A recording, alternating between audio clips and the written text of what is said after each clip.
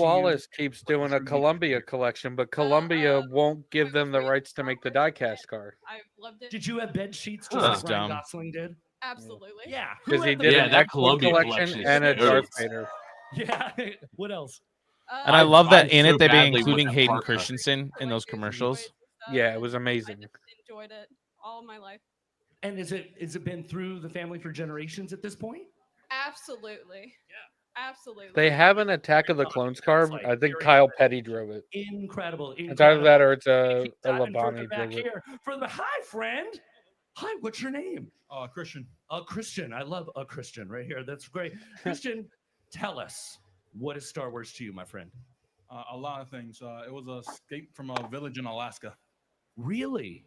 My gosh, yeah. So it would in a great way, I'm assuming. Yeah, it was I was wrong. It was John Andretti. when I first watched the Phantom Menace on TV.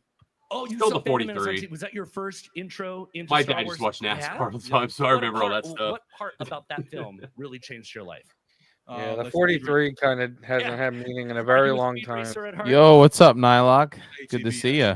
Oh, with your ATV, you go Howdy, pretty fast? howdy. Yeah. Yeah? How fast do you often go? 70 miles per hour. Dang. That's cool. That's cool, Yeah, man. cool.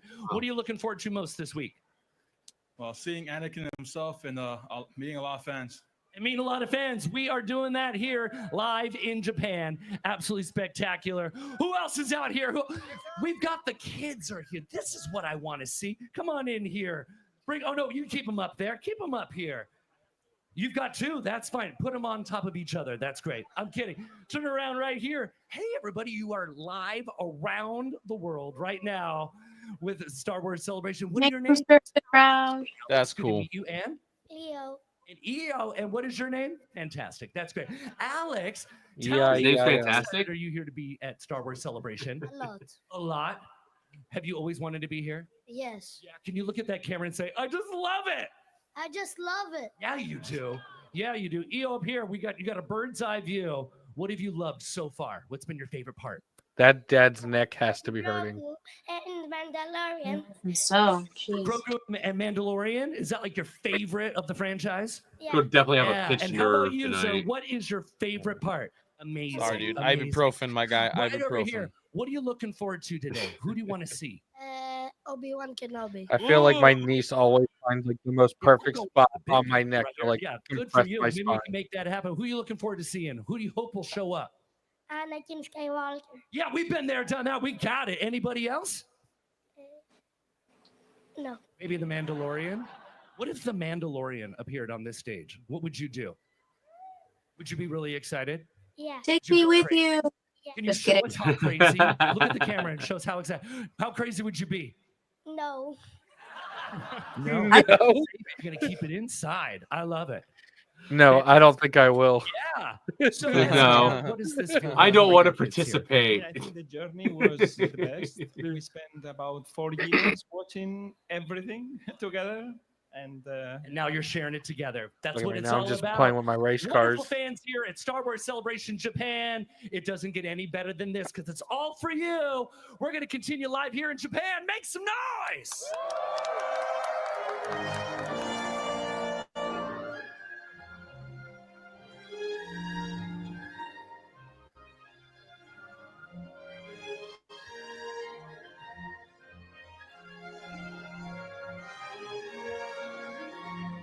Remember when like every major movie got a video game as well?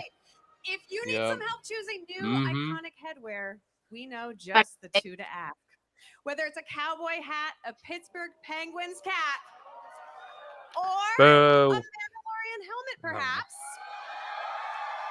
These two can give you some tips. Here to chat more about the upcoming Mandalorian and Grogu, Dave Filoni and Ooh. Pedro Pascal. Here we go. Let's go. Let's do this. Yeah. I love the music for The Mandalorian, by the way. Who would have known the recorder was going to be such a big instrument one day? Oh yeah. I practiced that thing so hard in school. I think it's like the tenor recorder too, probably. Yeah. I looked it up because I was trying to recreate the music. I decided to figure out what type of recorder it was. It's a tenor. Are you doing it for one of your songs? No, I was actually doing it for a different video like a while back, and it was like something Mandalorian related. So I was trying to like make a in the style of type thing. Yeah. Oh my god. No, Dave Filoni has gray hair. What the hell happened to you? He's dealing with KK every day. Yeah.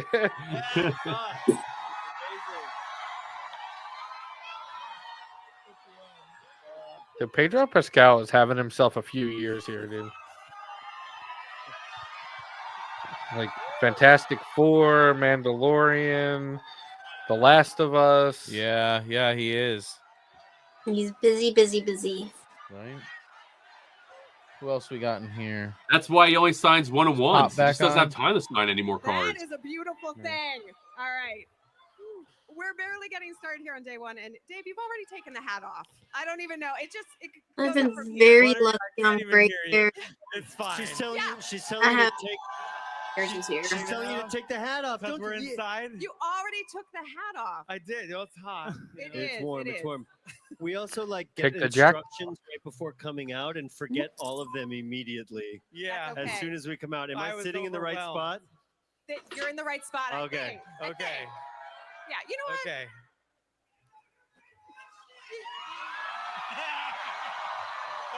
All right. Yeah. Once again. Love It it. goes with the boots. Wait. Put it back on the screen. It really I look does. great. You do look good. So You good. do look good. Yeah. You know what? Some indie vibes. Yes. I think that's your hat now. Pedro. Don't get I think you attached should keep to that.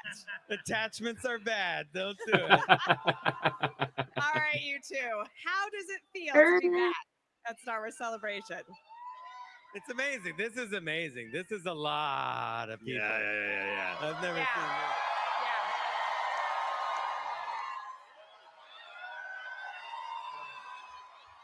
That's what it feels like. Yeah.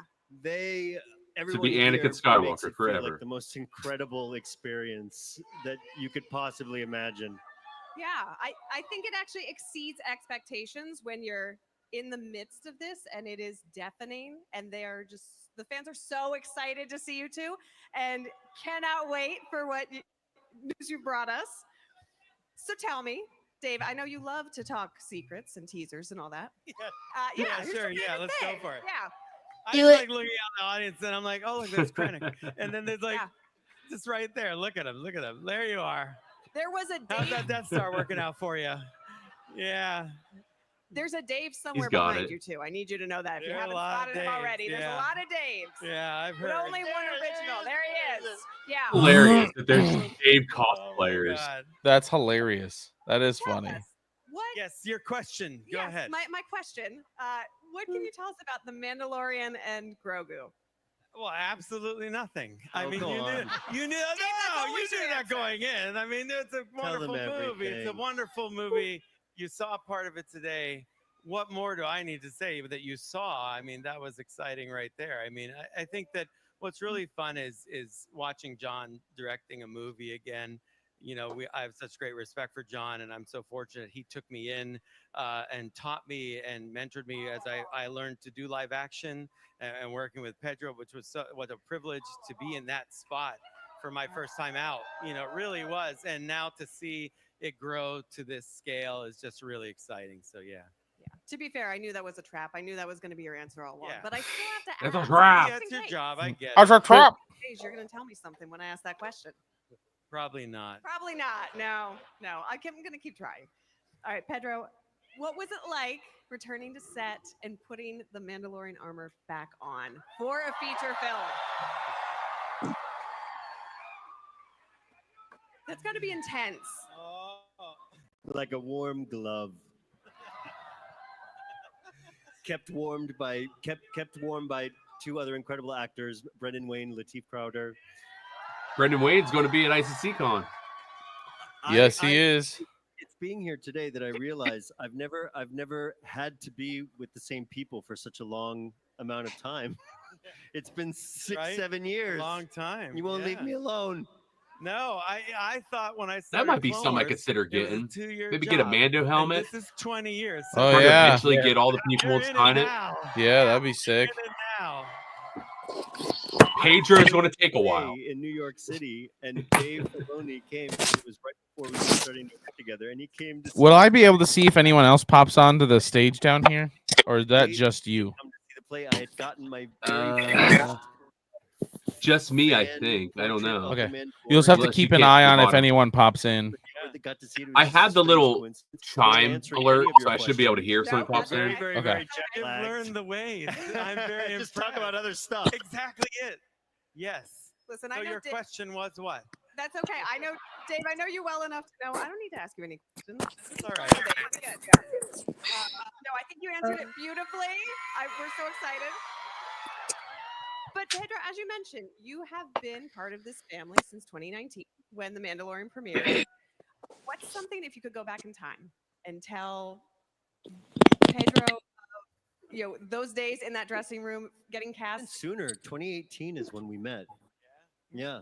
And when I got taken over to the first sets and put the helmet on, and it was that weird magical moment that it actually fit perfectly. Yeah. I remember that, and I was like, I can't see anything in here. Like, it's not important. It's not important. What would you tell yourself if you could go back in time and talk to that version of yourself? Yo te amo también.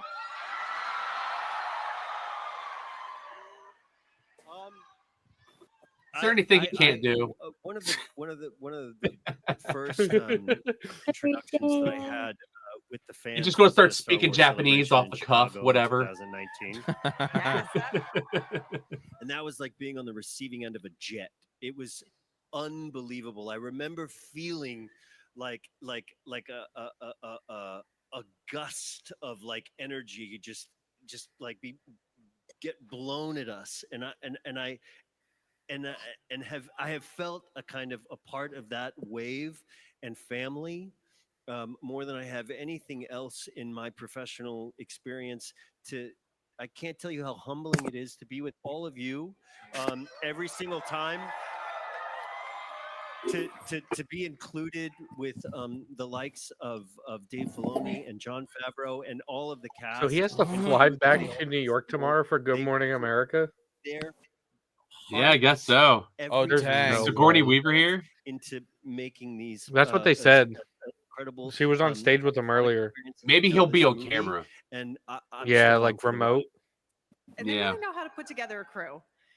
Now, Because he's supposed to be here the whole celebration, isn't he? I have no idea. There's a couple people that canceled.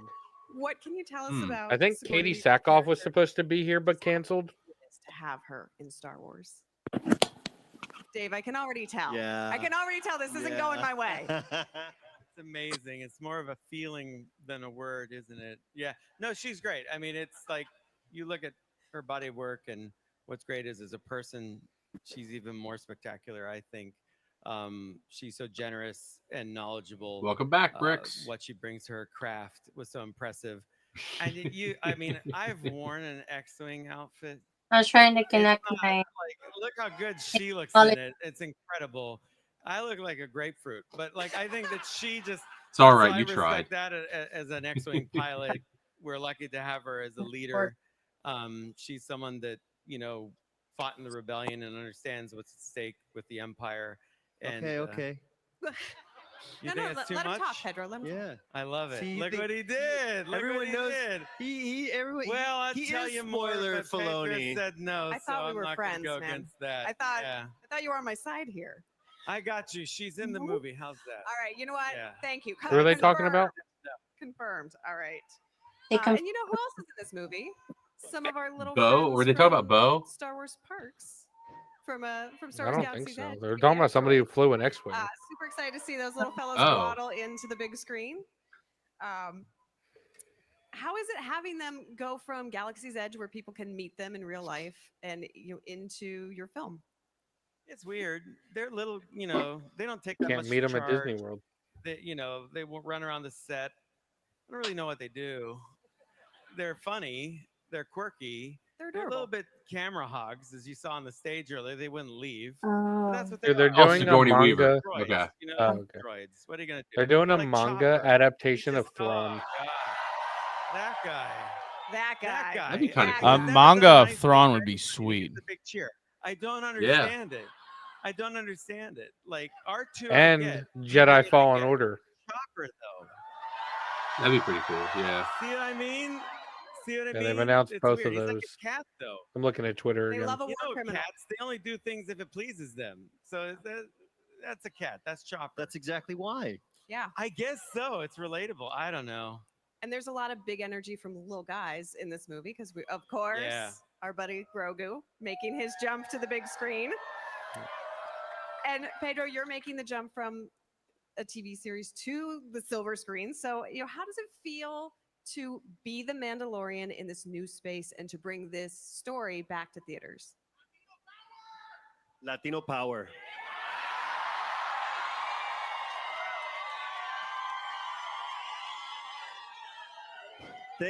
Thank you for answering the question for me. Yeah. I think that Dave, I know that Dave and John were very intent on creating a very cinematic experience within an episodic medium, and they nailed it with the series. I always dreamt that it would be a movie. I think I dreamt it before you guys. Personally, I knew that I had no say in the matter, but I knew you have it some was pull something here. that I. I What? have a little pull here. I think, you can suggest things. Zero pull. I promise. But it was a fantasy, and that it's happened is unbelievable. Everyone has complete faith, as they should, in these guys to make it one of the best adventures we've seen since the first Star Wars movies were introduced to the world. That's a big sell right What a there. promise. I love it.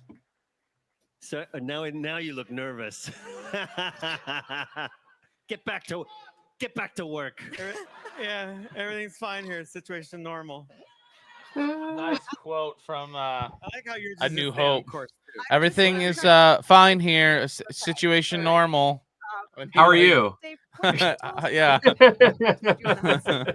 love that. How are you? That surprises you. Boring conversation anyway. That surprises you, not that pisses you off. Oh no. Well, these boots for one thing. That was surprising. Are today. those That was screen a real accurate boots? surprise. I thought, who could do that? And there it was. No one. No one. It's such Including a surprise. me. I love it. No, I love it.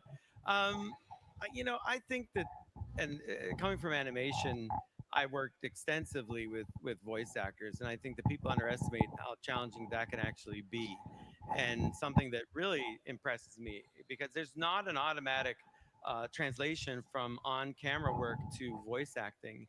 And while there's a lot of physicality to the Mandalorian, you have to portray something in your voice that's very unique in each situation. And I just really appreciate that and marvel at how well you blend together the performance of all you Mandos into one thing. Something that's very special about this character is that collaboration between you and Brendan and Lateef, and it all comes together with the voice. And so never undervalue that voice performance, that warmth that you bring, which is a special ability. And I've known so many great voice actors, and I'd put you right there with them. It's a really great talent, and not one everyone has. So bravo to you. Thank you.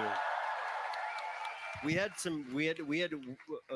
me earliest with Dave had a lot of experience actually sort of authoring the physicality of the character and discovering what it would mean within the suit to understand the arc of a scene.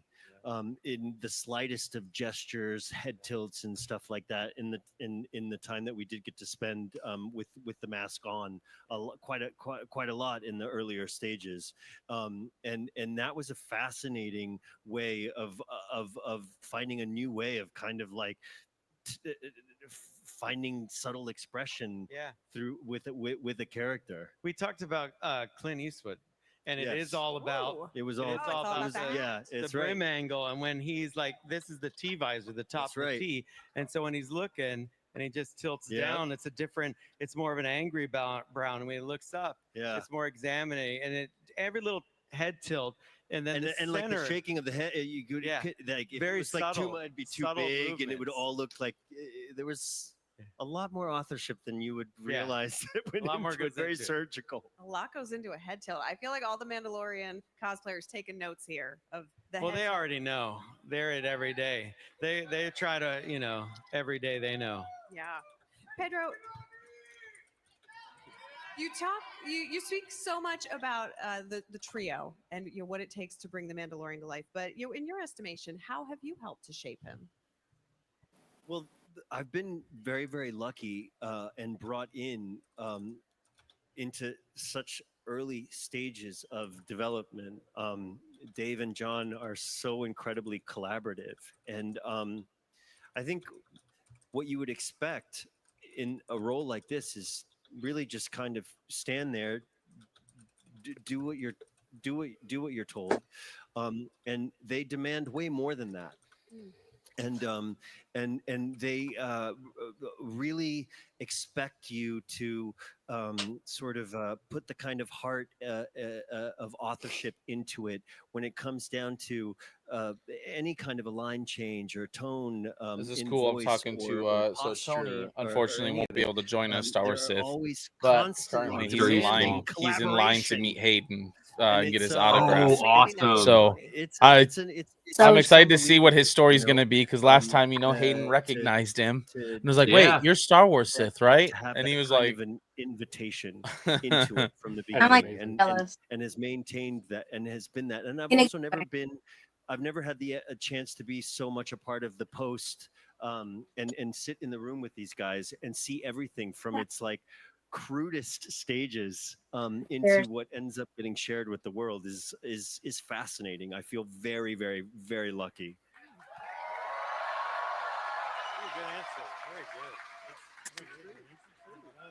That feels like a masterclass in filmmaking and in the Star Wars galaxy and storytelling overall. But I think we're all fans here first, right? Yeah.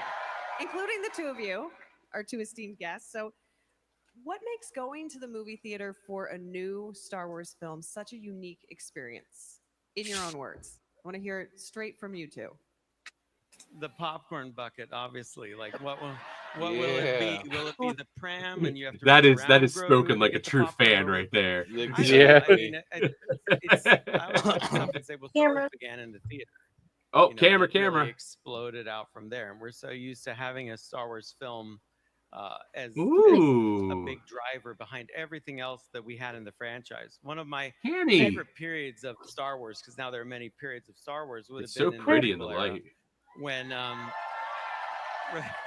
and something I vividly remember in that period was I would see the Phantom Menace, but then there were all of the books and all of the games and all of the things surrounding it related to that, and you could like be with all that other material all the way up to Here we Attack go. of the Clones. Then we'd go watch I had that a movie touch. together, and then we'd go back and you'd Oh, do hold all on. the more books and all the more games, all things. And so there's a massive community around it, all kind of. Oh, generating yeah, it towards definitely the looks good in the same one thing. touch. And I'm It very does. interested in For that. real. I That think is it's something that will the forever. I'm movie gonna put it provides that big driver, and George right there. understood that type of ecosystem for Star Wars, and so I'll put it right there. I There have we a go. lot of focus on that these days, and how we. The can, only cards I really have is replicate that Lorcana, dimensional and experience. I have way too And much that's of what I that. love about the franchise. I 'cause love it's not those just- it starts in the Galactic theater, Files and then cards it and trickles one out touches. everywhere in a wonderful way. Dude, this one's And, of 35. You see it here take shape in reality, and it just you Dang. get energized celebration to go back and say, all right, we're going to put in even more time, because That's we one wanna I make it might even get better for all autographed by these Ian guys. McDermott one day. That's what- Yeah.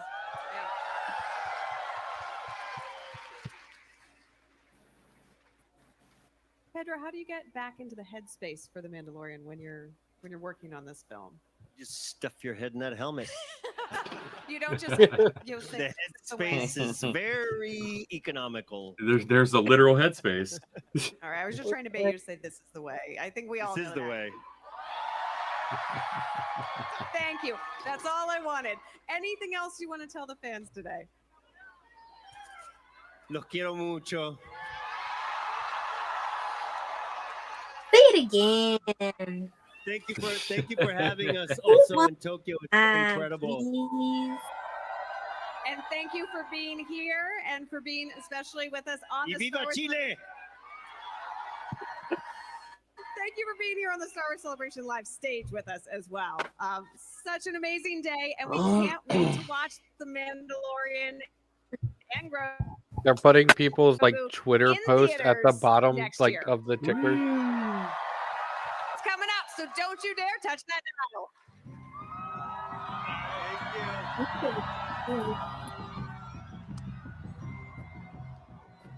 I love Pedro Pascal. I do too. I can't wait to see Fantastic Four.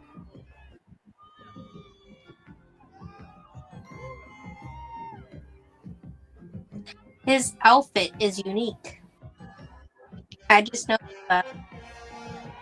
High fashion, guys. Mm-hmm. And I agree, Ma. Pedro is the GOAT. Do it.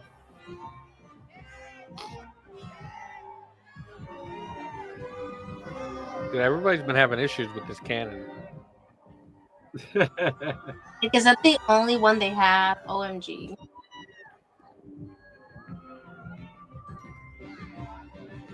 Yeah, I saw that on Twitter.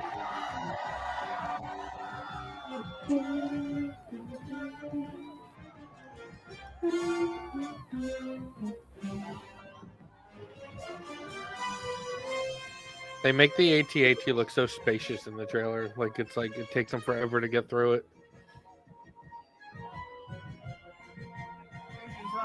Thank you very much. I'm okay. How are you, sir? Yes.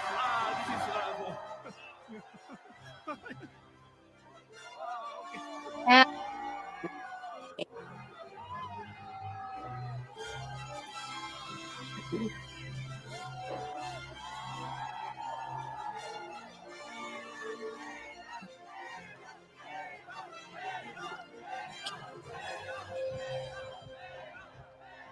Is that edible? I think so. I think they literally make something like food for them, like different thing each time. Yeah, for Anakin they did cake. No, it would have been hilarious if you actually like bit into it.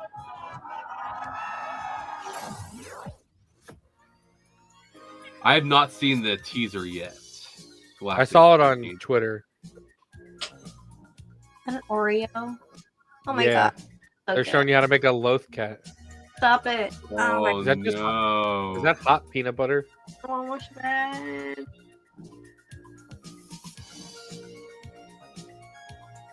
See, once you get a piping bag involved, Signed I'm Chilean flag, 1 of 1.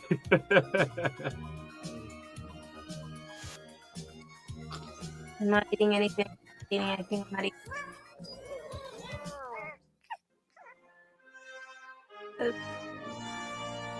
That was great.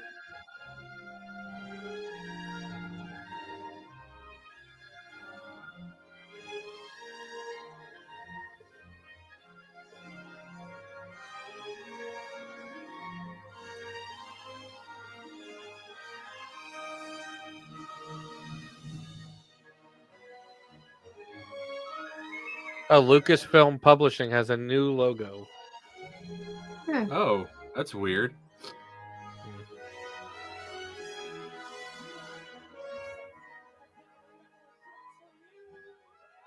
I don't know. That's just the news that they got. I like the logo though.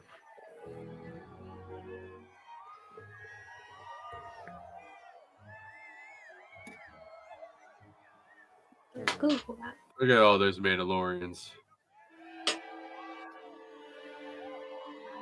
I'm gonna send it to you on Instagram if you want to share it. Oh yeah, yeah. We get pulled up here. Let's see. This is I don't know. Very nice and neat, but I don't know. I don't know if it's major newsworthy.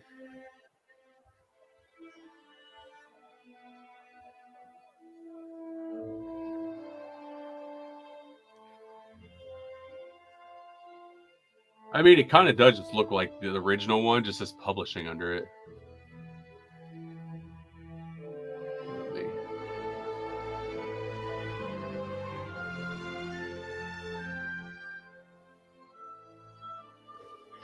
Lucasfilm Publishing and Bantha Media. This has been an unabridged production of Star Wars.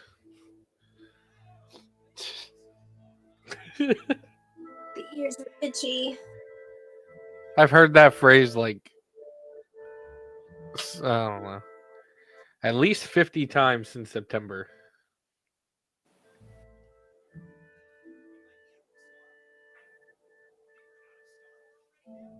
All right, here we go.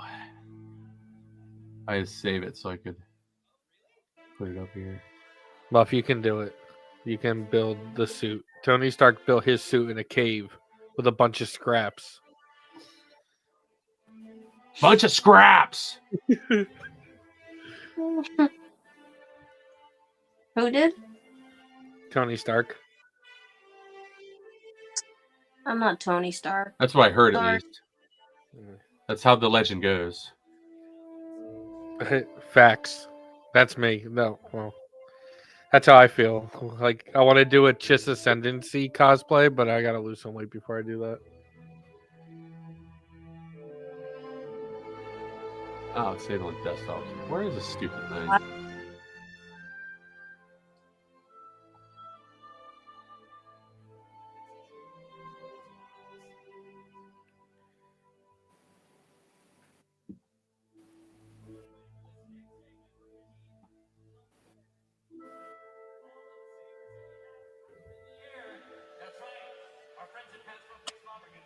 He's just chilling there. All right, here's the new logo. I like that. It's about the same. Yeah, it's just like they just kind of add the publishing at the bottom. Yeah. Mm. Sapphire vibe. I have to check.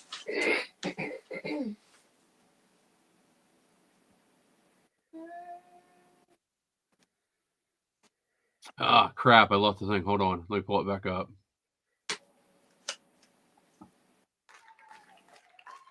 There we go.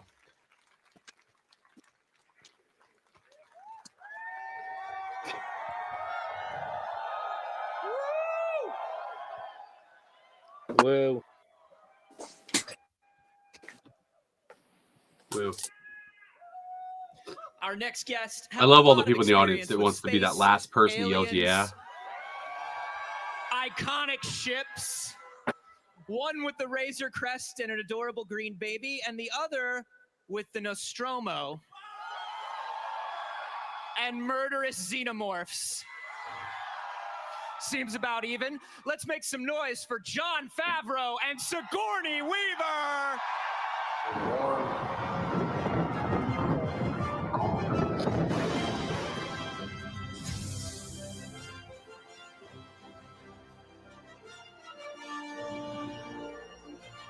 I love Jon Favreau. Me too. Abe. No.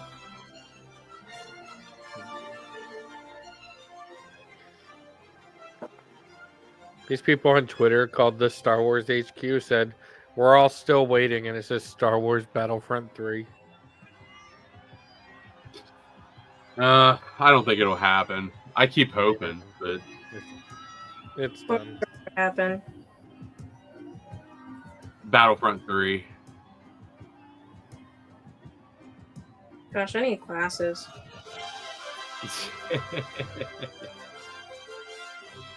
Did they make these? They have like this new glasses company that has like magnetic frames that clip on, and they have like Star Wars ones. Oh, You're yeah. not wrong, I saw that. I want to spend some money on that one day. Goodness. And then we wonder what broke. Oh my goodness. You know, John, it is always wonderful to see you, but Sigourney Weaver, welcome to Star Wars. I'm Is it bad that I don't know who she is? and I cannot believe Yes, how wonderful yes, that's it is really to bad. see all of you Okay. guys. My goodness. I know it's You say Alien? Avatar? I've seen Avatar. I've seen Alien? both of the Avatar movies. Oh my goodness. I know it's day one and it's probably been a no, I'm whirlwind, not a but how's huge Alien celebration fan. been so far? Oh, I've never Go see Aliens. had such a warm. She's in a bunch of movies that I've watched. Enthusiastic. She's She in is Holes. a legend.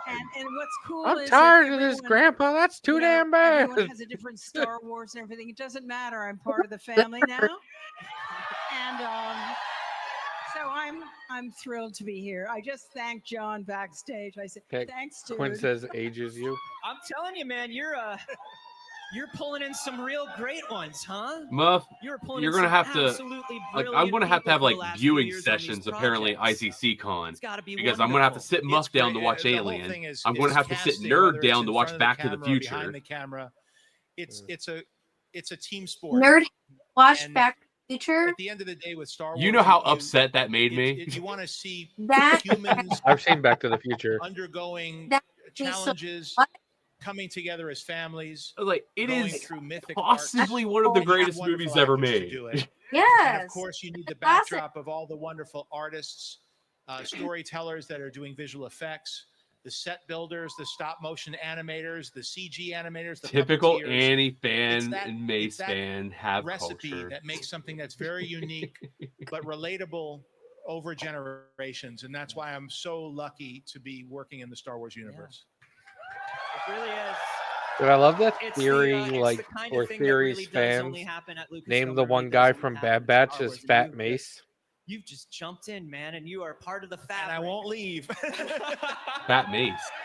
Well, let's talk Yeah, about this. the This- one guy from the Bad Batch. You know, we're the Mandalorian Oh. and Grogu were Oh, obviously okay. created for Disney Plus, but now they are jumping to the big screen. You know, difference for you in writing these characters in something episodic versus creating something for the big screen? Well, there's a lot of opportunities that this affords, right? In television, as a showrunner and as a writer, that's a big part of the process. Here, I only got to direct one episode of all the seasons that we've had. And Dave Filoni, my partner, who you just had out here, who's been an incredible I sent you a mentor picture on and Instagram. partner. He directed the pilot, and we together established a look. Oh, okay, that in guy. feature Okay, yeah. I Yeah, know the what you're leader talking of the island. to be the director is a different process. Yeah. There, the storyteller is there on set every day. So jealous. We also had the opportunity. Brian says greetings which from is different, Celebration. to have a much larger span Nice. of time to tell a story in. Not on the screen, but in making it. You know, we had to turn around within a year to get each season of The Mandalorian up. Here we have many. Hazer, were you years. speaking? And so Because I that couldn't allows hear you you. to plan differently, to have more. Yep. He Brian. accidentally set mutes himself sometimes. I do. That's all the time. Brian, you got to jump on here. You got to jump on. I think I sent you the link. Jump on for a few minutes. Let's talk about your celebration experience, even just I for like just- 2 minutes. The IMAX screen. Yeah, I was just looking in the corner and saw his hand moving, and I was like, "Is he Traditionally, Star Wars has speaking?" been, I was, yeah. 2:35 aspect ratio. From It's the- Kyber Ford's made me a specific emoji for myself. Yeah, he has the emoji just for muting the with mic. all the wonderful imagery that I Star do. Wars I'm the mic muter. It's I can just feel it. It's going to look wonderful. The team, I know you and the team have been working so hard on it, and it's just everybody's the best in the business. Yeah, over I there. really get to work with. I don't know if right, I'll be John right back. Knoll's been through here, but you Okie work with dokie. a legend like him, and Doug Chang is here, and Hal Hickel. Just names that I've learned so much from. Was he just going over like the best way for into the theaters Lucasfilm and Star to show Wars the world. movie? You get the best people, and the people who know and love Star Wars so much. I don't know. And so that's our. I you know, saw the that challenge letter to come the out big screen recently, is like, "Hey, Revenge we of the have Sith people like who've needs seen to be every shown episode in of the show, and they want to bring specific a friend conditions." along or a younger brother or sister. I kept that looking, hasn't like seen the it. IMAX For theater the close movies, to you me wanna isn't make it showing something it. where They're we're showing inviting something new else. people in, but we're also rewarding people who've been The since the AMC beginning. theater And so near the me big has a screen, like they have the you wanna Dolby tell a theater, story that, and they're not showing Revenge of the Sith in Dolby, and I was like, "Come on, again, dude!" as we always have, keep all of these fans in mind. Mine, They've been here it's since the going to beginning. have Dolby because it's a Prime theater. We're excited to see So it. I it's mean, got like the Dolby you wanna sound and talk vision, and it's got like the some subwoofer legendary under the seat. sci-fi and some legendary. What theater is near you? It's just not going to be titles this morning. IMAX. You have been. Come on. We're talking Alien. We're talking Ghostbusters, Galaxy Quest, which is a personal favorite of mine. You know, so you've been part of some of these big things Yeah, I'm before. fine. Glasses. what's sort of different and what sort of drew you to Star Wars? Well, I just really can't believe how lucky I got. I feel it. I've admired the Star Wars films. She sounds so lucky. You always have such amazing actors in them, and I love being taken to another Yeah, world. she. That was another film Roger and Christian where you worked can on was see things Alien. play out that are really important, but they are about another world, not your world. I think everyone needs He that did the escape, chest and it's why burster. I've consistently gone back. How'd you go about getting science that interview? fiction. Did you just message them and be like, "Hey, I want to interview you"? Being human, it's Nerd exploration of had so many things. It's just endless. And I think science interviewed fiction him, fans and he really got me in contact with understand him. how important sci-fi okay. is. So, I mean, Having that ability to explore things that everybody's going through, everybody's thinking about, everybody experiences without having to tie it to the day to day is a really lovely and valuable thing. I think so. So when John, out of the blue, asked to Zoom with me and then starts talking about Mandalorian and Grogu, and you know, I think we're both a little shy. So I didn't, I'm embarrassed to say I hadn't watched the show. If I'd known what it was, I would have watched it. But so, he said, "Well, just start watching," and of course, I just fell in love with it. How can you not? With both characters and the world and all the other supporting worlds, and it just was very inspiring and really cool. And so the next Zoom we had, I knew a little more, and irresistible. Are you kidding me? So I'm so grateful to John for even thinking of me, because some people go, "Oh, she's this, she's that." We have to find someone who hasn't been in this other universe. Yeah. And I'm so grateful that he thought of me. Now you're saying and you fell in love with all the characters, but I literally have in my notes that you just about had a complete meltdown when you met Grogu for the first time. Well, I did have to, get used to being with something so adorable. I mean, I was fascinated by him. I don't think you can escape every little gesture and sound, and he's very mischievous, so you have to keep your eye on him.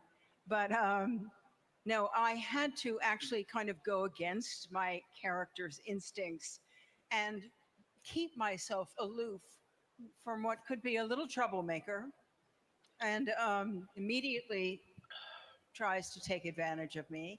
And so I couldn't express my true feelings for Grogu, which we all share, right? Until cut. I love that. Okay, so here's where we see if you put her through the mandatory Star Wars media training, John. Okay. Tell us about your character. I play a great character. She came up. She's a fighter pilot. She's Okay. still a pilot.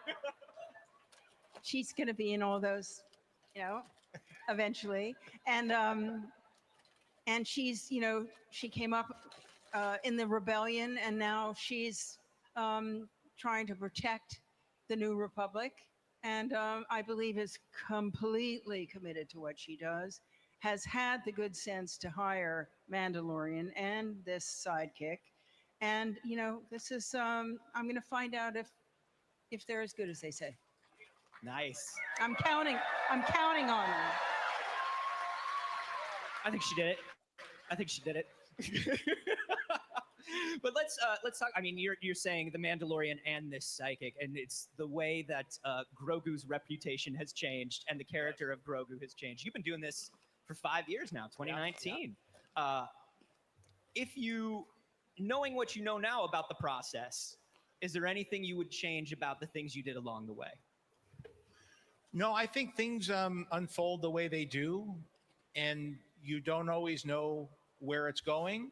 But if you have a good group of people who are seeing things eye to eye and who are all committed to the same vision, that vision might shift and change over time. We had no idea we'd be seeing, these characters go to the big screen in the way that we did. It's interesting to look back and think about those times, because there are people now, even though it seems to me at my age like it was just yesterday, there are kids who are like teenagers now who grew up with those characters since they were little. And I really try to remember what it was like for me, young, seeing Star Wars for the first time when I was small, and then how my mind was blown by Empire. And I was tricked that's Yoda. I was tricked by, spoiler alert, there's a family relationship between Luke and Darth Vader. I don't want to, maybe somebody here hasn't seen that one yet. Cut the feed. No, right, cut the, and then by the time Jedi came out, I was an usher in the movie theaters. I was in high school, and how my relationship with it changed over time. And then the prequels and then animation, gaming. So George Lucas really wanted to capture rites of passage. And he was always very cognizant of the coming of age story and the Joseph Campbell mythic hero's journey. And I think that we always have to look back. And what's nice about Star Wars now that's George different Lucas's from then legacy is between all the different streaming shows, the extended universe, gaming, there's different flavors of ice cream for everybody. I truly believe he could do for Star Wars what he did for Marvel. Who is very aware and thoughtful about how all of those interplay and how it's all Star Wars. And what's great about events like this is you see people of all different ages, from all different parts of the world who connect with different aspects of Star Wars, but we're all one big community. Yeah. He needed some snacky snacks. Absolutely. I need some snacks, but I'm wonderful with the want to have snacks. with more of the exploration through the TV and the episodic format, to watch you and Dave and all of the creative people that you've pulled into these shows get to play around a little bit and get to tell different. I wonder if she's going to play a new character or like a already established character. Last time is I love that sometimes you can have I an imagine episode a of new one. Mandalorian that's a buddy cop. I think yes. I think it's going to be a new character, that's a Seven but Samurai she already has story. like a pre-established story. Obviously, like she said in the Rebellion. Yeah. Yeah. When she said that, I was thinking like maybe she could play Nora Wexley, but I don't know if they'll do that. Well, I think there's a few things we're keeping in mind. First of all, want a sense of play and adventure, right? Because that's what it is. And you think about, we always sought to not just be inspired by what George did, but what inspired George. And you know, he connected with Flash Gordon. He connected with from his childhood. So there's a type of a flavor of sci-fi that has a sort of adventure that I think he also explored through Raiders. Yeah. So there's a swashbuckling, fun romp. So there's adventure, but then there's also all of the complexity that came from the Western and the samurai film, and Kurosawa, Ford, and we, especially the directors that we brought in to do the shows over the years, we definitely connected them with that. Also, mid-century war films that. Muff says allegedly she's playing Colonel Bishop, an officer in the New Republic Defense Fleet. The lived-in world that he created that felt like there was history. And even though it's sci-fi, it doesn't feel like it's set in the future. If anything, it feels like it's set in the archetypes of the past, of classic storytelling. And how do you incorporate all of those things? Like you said in the show, we could go on little tributaries and trajectories. Yeah. But with a movie, you want it to be for everybody to enjoy. And how do you draw all of that together and put it in a package and experience that if it's the first time somebody's coming to see Star Wars, they're going to want to be here and be part of this.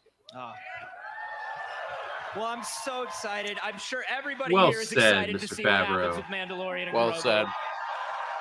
He gets you excited for Star Wars because he just understands. He really Before we all does. take off.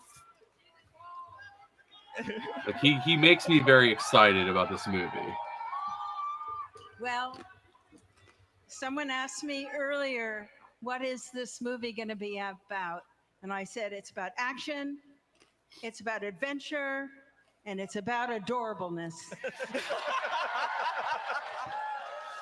You're going to love it. Well, we are excited for the action, the adventure, and the adorableness. So thank you so much for coming by, everybody. We've got more Star Wars coming in hot. Do not go away. Jon Favreau, Sigourney Weaver.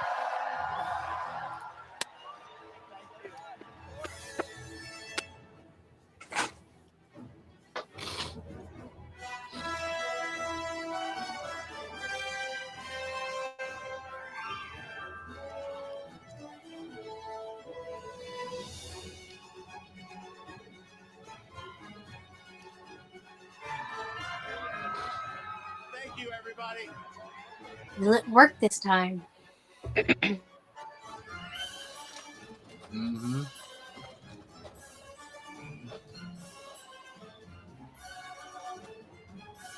Like, what am I gonna do that?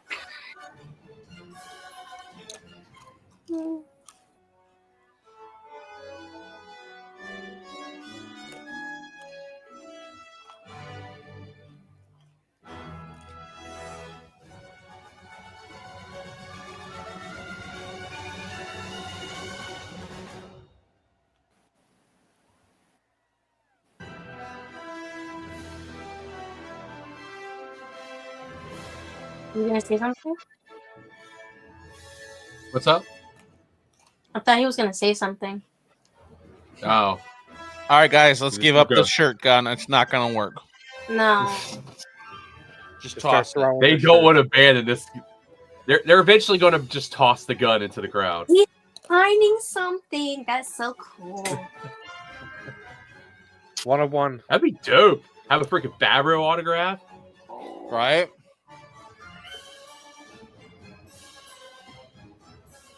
I like that he's going to meet the fans. Look at this. That's cool.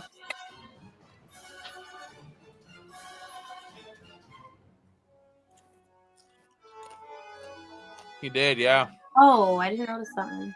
He's got something in his hand from a fan. Or he did.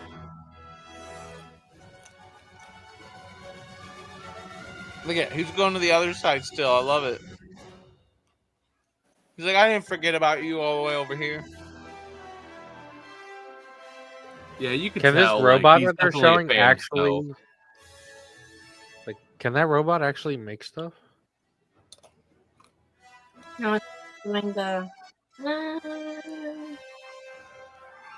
It looks like one of the droid chefs from Outlaws.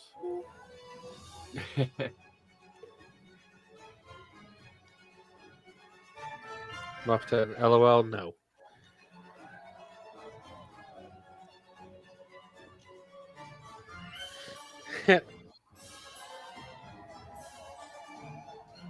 Oh, it's a little Grogu.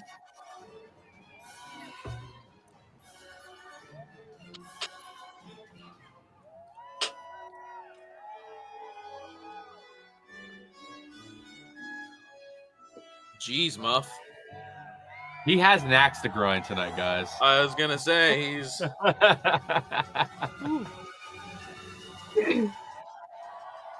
incredible morning so far. For 50 years, Industrial Light He Magic saw has brought the impossible Kathleen to Kennedy's life through face, and it documentary just series it brought it Light all Magic up. gives fans a look behind the curtain for a peek at the magic. I can't wait for this. Star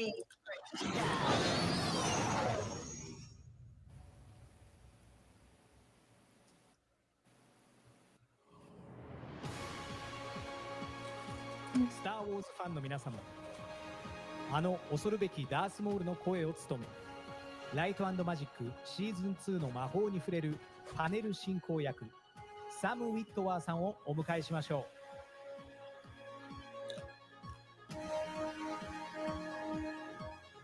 Damn, bro. That's so I cool. love Industrial Light Magic. Awesome. Sam, I love it. Do a kickflip. Tell us how you really feel. Ladies and gentlemen, this panel, when they asked me to moderate it, wow, I got scared. Like, really, really scared because Scream Kenobi. Industrial Light Magic is very, very personal. Can you turn this up on your end, Kyber? Yeah, let me A try long time to ago, here. in a time before the internet, when I was a kid, a long time ago, In a galaxy far, far. me and my friends, there was an urban legend about a bunch of crazy kids of all ages who would pile into an industrial warehouse somewhere out in California, and under the direction of George Lucas, they tried to solve That a little better? unsolvable Yeah. problems with the objective of creating magic. We all knew these stories as kids.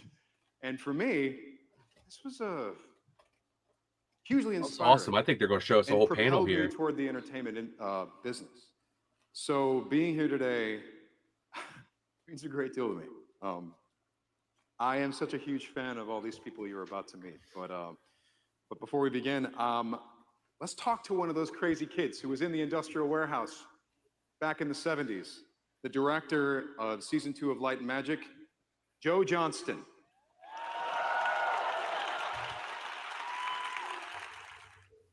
Hello, Star Wars Celebration Japan.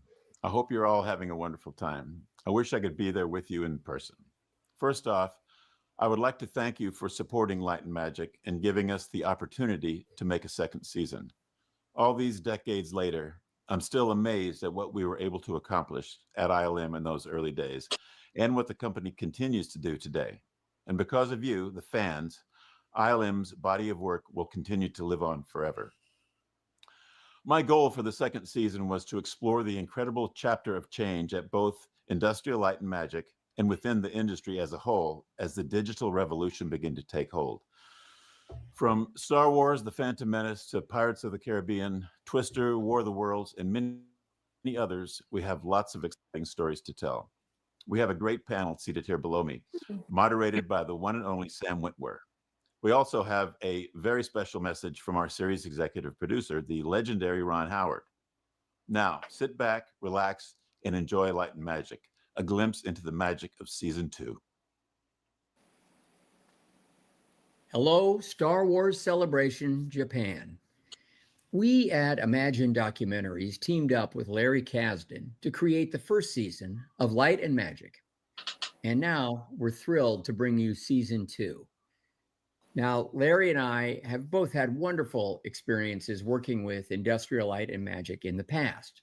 I worked with them closely on Willow and Solo, and Larry, as the writer of Empire Strikes Back and Raiders, was endlessly intrigued by the people behind the magic. The stories of these unsung artists somehow made the iconic movies they were working on even more fascinating. So for season 2, we really wanted a director who, like Larry, was part of the fabric of ILM. And we were lucky to bring on iconic filmmaker Joe Johnston, who not only played a crucial role at ILM during its early years, but also directed several films in which ILM's pioneering visual effects were critical. Films like The Rocketeer, Jumanji, and Jurassic Park 3. Season 2 showcases how the innovators at ILM, with the visionary guidance of George Lucas, continued to pioneer new techniques, develop revolutionary digital technology, and transform the way we experience the art and craft of filmmaking. You'll see some familiar faces and meet some new ones too. And I promise there will be even more stories behind the magic this time around, like the making of the prequels, Twister, and Pirates of the Caribbean, just to name a few. We hope you enjoy watching it as much as we enjoyed making it. All right, you guys ready to meet my heroes? You guys ready to meet my heroes? Please welcome to the stage President and General Manager of Lucasfilm Business, Lin-Win Brennan. Senior Vice President, General Manager, and Head of ILM, Janet Lewin. Senior Vice President and Executive Design Director of Lucasfilm, Doug Chang. Doug. Heck yeah. Executive Creative Director and Senior VFX Supervisor, Mr. John Knoll. John Knoll? And then, a man who needs no introduction, the voice, the body, the heart and soul of Jar Jar Binks and Jedi Master Kelleran Beck, Ahmed Awesome. Best. Woo! Heck yeah. Sweet. Last but not least, Jar Jar. Creative Director and Animation Supervisor, Rob Coleman.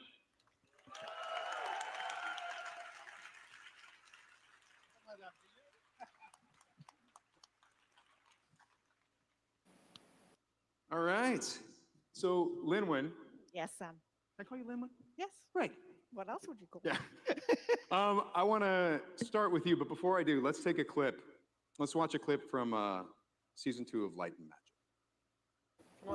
The prequels, I hadn't written them yet, but I couldn't write them unless I knew what I could do. That's the one thing about Star Wars, is I always wrote for the technology I had available to me. Episodes 4, 5, and 6 were using old technology, and the analog technology wouldn't allow us to do so many things. We pushed that as far as we possibly could here at ILM. Man, he looks old. But I knew the other stuff I wanted to do was much more complicated. Yeah. George Lucas. What age is he was at now? always forward thinking. I'm looking right now. He was always mentioning how he wasn't He's still older. satisfied with one bit of technology or another, and how he That'd be wanted like to see it 70s? change. 80. 80? Yep. And if I were to go on and do the next 3, that I needed digital technology for. He'll be 81 next month. Yep. Oh. So we just heard from George Lucas about why he started ILM, what the purpose was. But in your mind, what is it that makes ILM special? And what I want to focus on is something that I've heard you say before. You've referred to the ILM employees as being rogues and being quite like the Rebel Alliance. What do you mean by that? They absolutely are. I think what makes ILM so special is definitely the people. As George said there, that when he originally created ILM, it was to bring together people who like to break the status quo, like to not to be told no, they still don't, and are not afraid of the impossible. In fact, they love it. And that's what's still in the DNA of ILM. And there's nothing more rebellious than that, really. So where did they get these terrible habits? Well, I think we were all so lucky to have worked under George's direction, because when you've got a leader who really believes in what we can do and pushes us forward and believes that we can do the impossible, it's really thrilling. And so when we've all had these moments where we've agreed to do something by a certain time within a certain budget, having no idea how to do it, but we all know working with each other we'll get it done. And to have a leader like George that always My has basement faith is in freezing us, I tonight. think I'm gonna go that grab a really hoodie just real quick. I'll be right instilled back. itself in Okay. all of us. And I know I, for one, feel incredibly lucky to have had the chance to work with people like that. It's fantastic. Well, this leads me to our next guest. So George Lucas, he was aware that he had captured lightning in a bottle with ILM, but he knew he couldn't keep them busy all the time with his films alone. So it was time to allow ILM to work on other filmmakers' projects. So let's take a look at a clip explaining what that meant for the company. It's like a studio now. ILM was scaling at the same time as filmmakers were getting more comfortable using visual effects and pushing the envelope and resurrecting ideas that now seemed within their reach. These heavy effects-driven projects can be really challenging.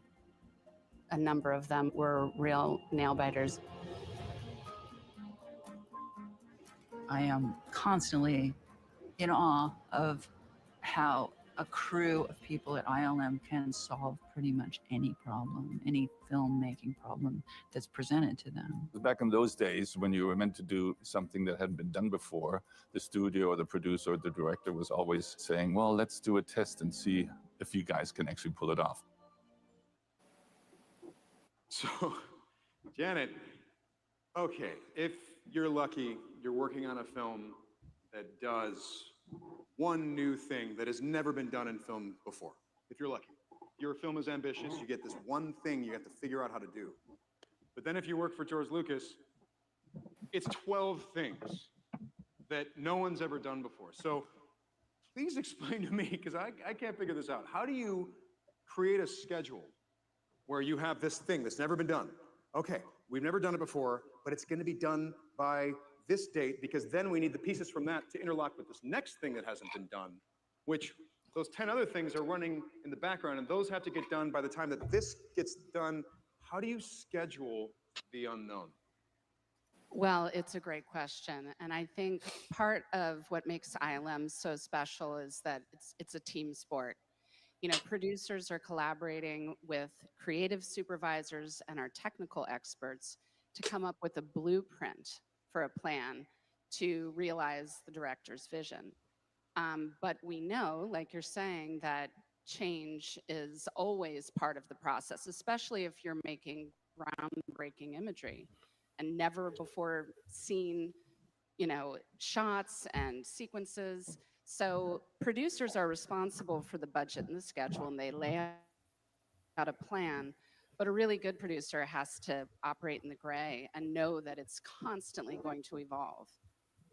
And do you have to project a lot of confidence, I imagine? Because I have to, I mean, come on, if you were in that position, would you not have moments of panic? I mean, how do you? Yeah, you're making me a little panicked right now thinking about it. Well, it's actually, you know, so for Phantom Menace, I was at ILM, but I actually was not on that project. You know, ILM was still working for other filmmakers. I was on Deep Impact and Galaxy Quest at the time, watching with admiration. It might at be my controversial, but I think the acquisition of ILM by Disney is more lucrative for them than them just acquiring Phantom Star Menace Wars. was thousands. Yeah. You know, and Like they ILM, walked like they're tall talking and about, is in they believed everything. that I Like was the into the Wicked hot movie on that that just one. came out, And Superman as that's the going to come show was out. coming Like together, it and does they were actually everything. achieving it, That's and true. they had a plan, and it was working. I mean, many plans, but it was coming together. I said to my boss, "Sign me up. I want to do the next one." And Like, then I I got still the can't believe that opportunity Disney from didn't Revenge want to of the give Sith George more to than work $4 with billion. John and Rob. Much smaller project, Revenge of the Sith, much smaller. Yeah, exactly. They only get smaller, of course. That's Was true. 4 But billion there and was a template, you know, a lot They of gave, guys yeah, were prequel they gave pros him. by that point. He wanted the And so they Pixar. helped Pixar me got have $7 a billion in scale stock, working, Mhm. and of course and we had they acquired Marvel for $4 billion, as we and he wanted what Pixar got. It's amazing. But I'm literally but getting Bob Iger writes about it in his book that like you haven't done a movie in a while. The prequels at that time like weren't How's it looked going? at I'm as doing like well, this thank you. major creative Doug, success you know, I yet. saw the season, So and you said there some was a things bunch of issues. So they were like, "Hey, absolutely like intriguing. we're gonna And you had an well," experience on and this screen is gonna like that everybody's also gonna laugh intrigued at me. this, but Can you roll Disney's a clip? idea was we're going to revitalize Star Wars for you. And I'd always known that I wanted to it come out hasn't to work for George completely Lucas, happened you that know, ever way, since I but saw Star Wars when I was they 15 years old. only valued it at like what Star Wars and I Indiana grew Jones up was at, and I studying don't think beer they woods, valued and that properly was my story what they were because, you getting know, in I didn't really Lucasfilm in take performing general. art classes. Because when George like made that announcement, ILM it is, was just I think, mind-blowing was because, worth like, $4 okay, billion alone, maybe I and like could have a chance Disney's to actually already work on Star made Wars. $12 billion And the irony on was that that at that acquisition, time, I so was the creative they've more director than made for their money National back. Light and Magic. I was head of this art department. So go more extreme because I mean we need more stuff up in here. Money, These money, little money. highlight areas are still real soft. Yep. And I thought, okay, well, George is going to staff up this art Now department. George made a How lot does he more run it? money off of that And than the the funny $4 thing was billion that George because I actually think said, no, I don't half want of anybody the $4 from billion was in Twin Peaks. I want to stock. look worldwide. So he just So I left it realized there, I and just then get in line eventually, like I everybody think else. he And so wound I up making submitted like my $10 portfolio, billion in total and off I the didn't hear deal anything just for a long because the time. And I was Disney kinda like, stock went okay, up. well, maybe if I'm lucky, I'll get to be a PA in the art department. And then I got a call from Rick McCallum. He said that George really responded to your portfolio. And so we went up to George's office. And I remember that day vividly because it was like my first opportunity to really actually just meet George and speak with him. Yeah. And I was terrified. So there's something that you say. Just a that quick wasn't in that update. clip, where you Commander say Jesse is just waiting in line for your Rosario strongest skills Auto. are not in fact Once she gets there, he Which- said it'll only be about 10 That's minutes weird, by Doug, the time he because gets out, and then he can you're a join. great So artist. So That's cool. how can you explain to me That way he'll be able to share what did you mean the when you said Rosario that you didn't experience. think perhaps that was your strongest skill set, so you were surprised that George tapped you to design for the prequels? No, it's absolutely true. I mean, this is the crazy part is that I've always dreamt of working at Industrial Light and Magic ever since I saw the making of, you know, behind the scenes. And it's the craziest thing because I didn't know if I could actually fulfill that dream. And to actually be sitting here right now with everybody here, it's still a little surreal. And honestly, the weird thing is being an artist, there is that part of insecurity that all of us have. And for me, when I got to ILM, I mean, I was a young kid. I was the least skilled person in an art department that was filled with some of the industry's best. And I realized that I really had to up my game. And that's been kind of my whole path in career, is that I've been constantly trying to sort of meet a bar that I had artificially set. And I had no idea where that bar was, but I set it super high. And I actually looked at Ralph McQuarrie and Joe Johnston without really knowing their process. But I kind of read all the behind the scenes books, saw their documentaries, and I thought that they were the most amazing artists, and I thought that they were super prolific.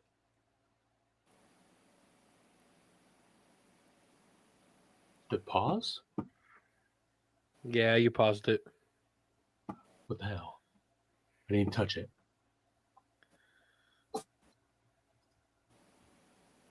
Wow, there we go.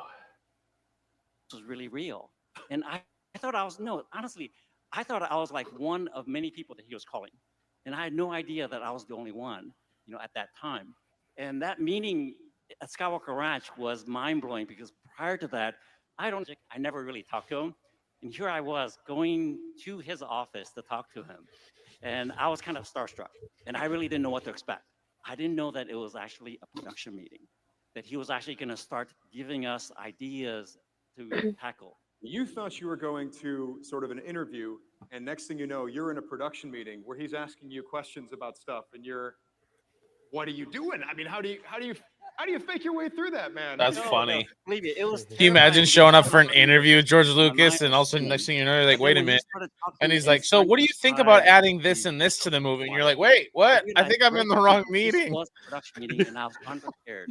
I had no paper, no Wait, pencil. does this mean I have the And job? So my first thing was, I looked at the coffee table in front of me, and I just grabbed all the napkins, and I just started writing I notes. just think it's wild that And people George, have I met mean, George. He's very prolific. I mean, his mind is Like, running so to bring it back fast. to the He's always NASCAR thing, like far Dale ahead. Earnhart He Jr.'s starts met doing George everything. Lucas multiple times remember I because came of back from that day appearances with he's all made these in other movies. napkins Yeah. with all these ideas that he wanted to Like explore. like Talladega have Nights, like some Industrial by the Light way, and Magic worked on You that. see Doug after the meeting, and he's like, just the look of shock on your face. Let me ask you one more question before we move on. Who You laughed set like? this bar for yourself, and you are now going to redefine the look of Star Wars. And there are millions of fans across the globe, myself included, who had been seeing the prequels in their head for their whole lives. And you had to exceed that. And you did. Do you feel like you did? When you see those films, do you feel like, yeah, I maybe I was ready for it? I mean, have you reevaluated? No. No. Here's the funny thing is, Let Ahmed Best answer I that. hold Joe Johnston and Ralph McQuarrie at such a high level, and all the artists that I admire, that I don't consider myself in that same league. I can't be in the same room with them and talk, you know, the same way. And so for me, it's always like playing catch up. And so for the prequels, it was really a really hard challenge, because prior to that, I did a lot of homework studying Ralph and Joe's work. I copied their style. I studied everything about them. And I vividly remember my very first day at Skywalker Ranch. It was in January 18th. George basically came in and said, okay, you guys ready? And I said, yes. And I thought I was going to be drawing just like Ralph and just like Joe. And that's when he said, no, forget about what you think Star Wars design is. We're going to do sort of establish the design language and the philosophy for all of Star Wars. And that terrified me, because I felt like I had been studying for the wrong test. Oh my God. Dang. Wow. Well, that's, I think you may have passed the test. Do you guys think? Thank you. Star Wars Celebration posted that the queue for the store, like they had to close it for the rest of the day. Speaking of tests. Wow. Just because of how busy it got. They You know, said we've like all seen the, they said it'll reopen again tomorrow at 9 a.m. Dang. And I got to see season 2 of Light and Magic, and you had an interesting reaction when George presented at Skywalker Ranch. He just kind of brought in all these storyboards and started coloring. This is digital. This is real. This is digital. This is real. This is yeah, you get it. And you know, much like the look on Doug's face, It's right there. It's amazing what the camera captures, right? Because John is just, okay, you know, We had a and great behind the scenes crew. let's see if we can see a clip of this. I'd like to see this again. There was a meeting out at the ranch where George had Doug Chang and his group storyboard all of episode 1. The storyboards were on kind of moving whiteboards, and they just kept wheeling it more and more, and they were completely What I'd pay to be a fly on the wall. with Right, I know. I know, and right? Each one of these represented incredible amounts of work and new worlds, and it was an astonishing amount. And Kyber, George did you hear me talked us about through the whole Commander story Jesse? of the film, one board at a time. I don't think he was back yet. Okay.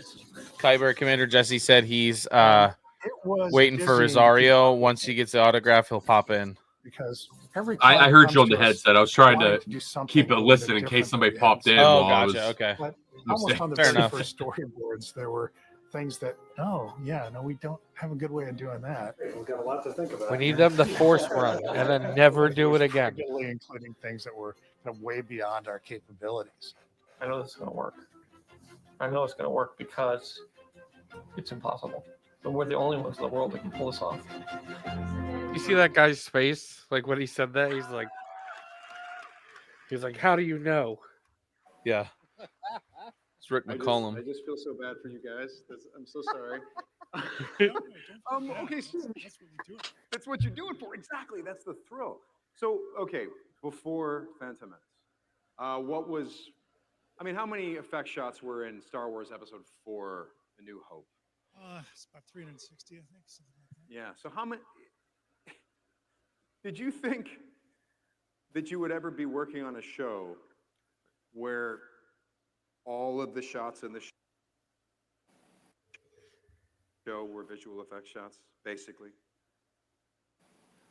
No, it was sort of hard to imagine something of that scale.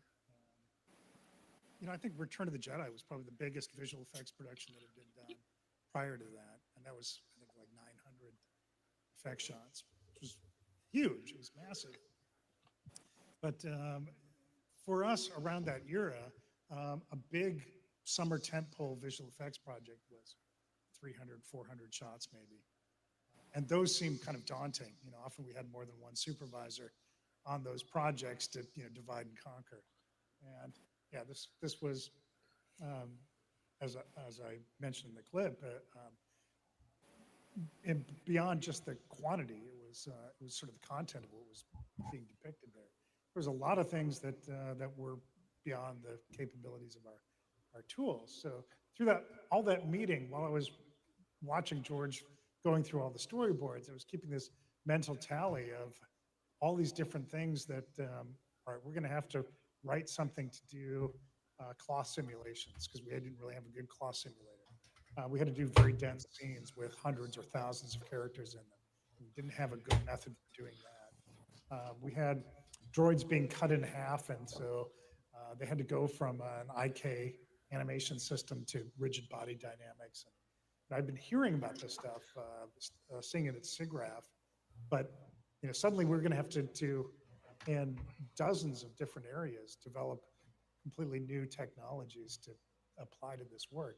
And so that was really the most daunting aspect of it, was just not just how big it was, but how many things we had never done before. Which at the time there was no contest. It was easily the biggest visual effects challenge ever in any film ever. Now, your history goes back to being a teenager and being on a trip to Los Angeles and looking up Industrial Light and Magic in a phone booth to go and visit them. Did you feel as if, since you were a teenager, you're a fan of these things, you were interested in this stuff, what was this like the moment that George dropped the biggest challenge ever in your lap? Did you feel like, oh, this is what I was made for? This is it. This is the thing I've been waiting for. It was something I wanted to do. As a teenager, I was very inspired by the Star Wars films and felt like Kyber, will you be streaming again tomorrow? Absolutely. Something all right, and same Saturday time also. Yep. All right. Let's go, brother. Than I had any idea it was. Many times the scope of what had been done before. And was it difficult to wrap your brain around all these different problems all at once and figure out how to tackle them piece by piece? Well, yeah, the way you do that is you take big problems and you break them down into smaller problems until they're manageable. So you start off with just, all right, I'm just going to write an exhaustive list of all the different R&D challenges that we've got here. And let's just tackle them one at a time and see, all right, how are we going to deal with dense scenes? How are we going to deal with rigid body dynamics? We just went through them one by one. And we had our plan A and our plan B for every one of those challenges, and we just worked through them methodically. That's absolutely incredible. Well, I think that we liked the results. I mean, that film to this day is just one of the most beautiful films to look at from beginning to end. It's astonishing work. So, as we're talking about astonishing, what's up on it? Hello, Sam. Yes. Let's go. So, John just talked about all this stuff that had never been done before. Well, there was another Did thing. he do the voice as well, or was he just the CGI actor? There was For the what? first Star Jar Killer? Jar. the lead Or character. Jar Jar. Yeah, he was the in a actor feature film. too. So let's take a look at what George is going for in that performance. George and I worked really closely together for about 2 years. George is incredibly astute as a film historian. And so he would really dive into these Buster Keaton movies and talk about why he's moving the way he's moving. And it just wasn't a comedy bit, but it was a real motivation behind it. And that helped me a lot.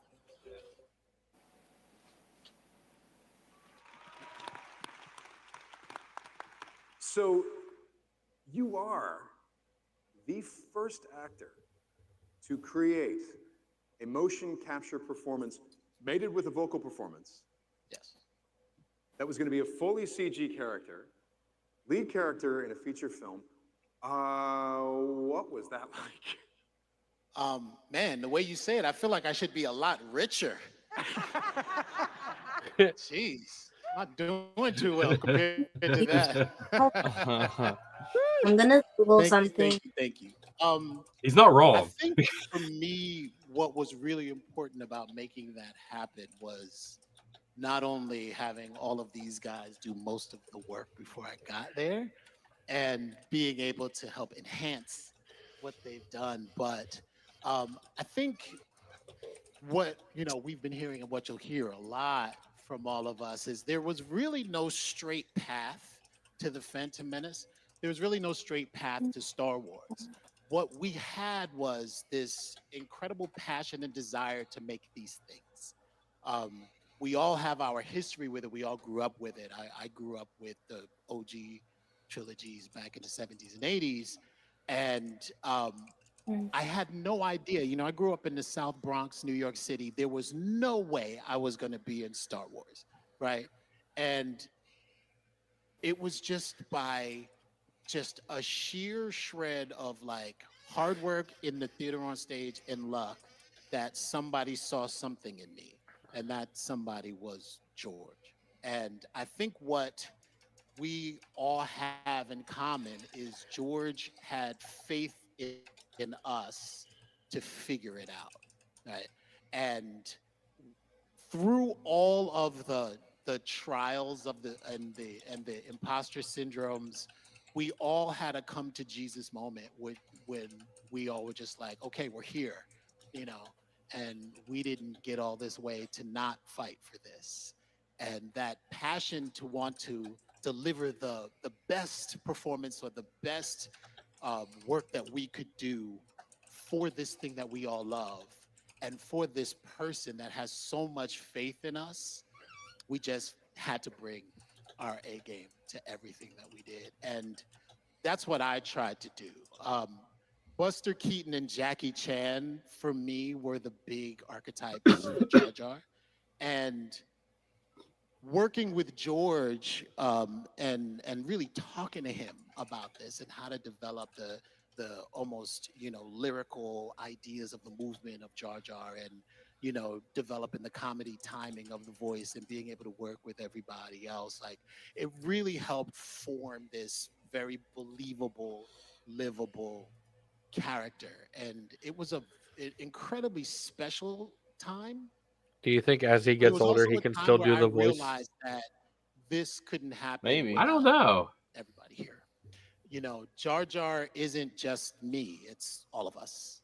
And I know I get a lot of the spotlight when it comes to Jar Jar, and I get a lot of attention, but there would be no Jar Jar without everybody sitting on this panel right here. So I can't take the full credit. We are Jar Jar.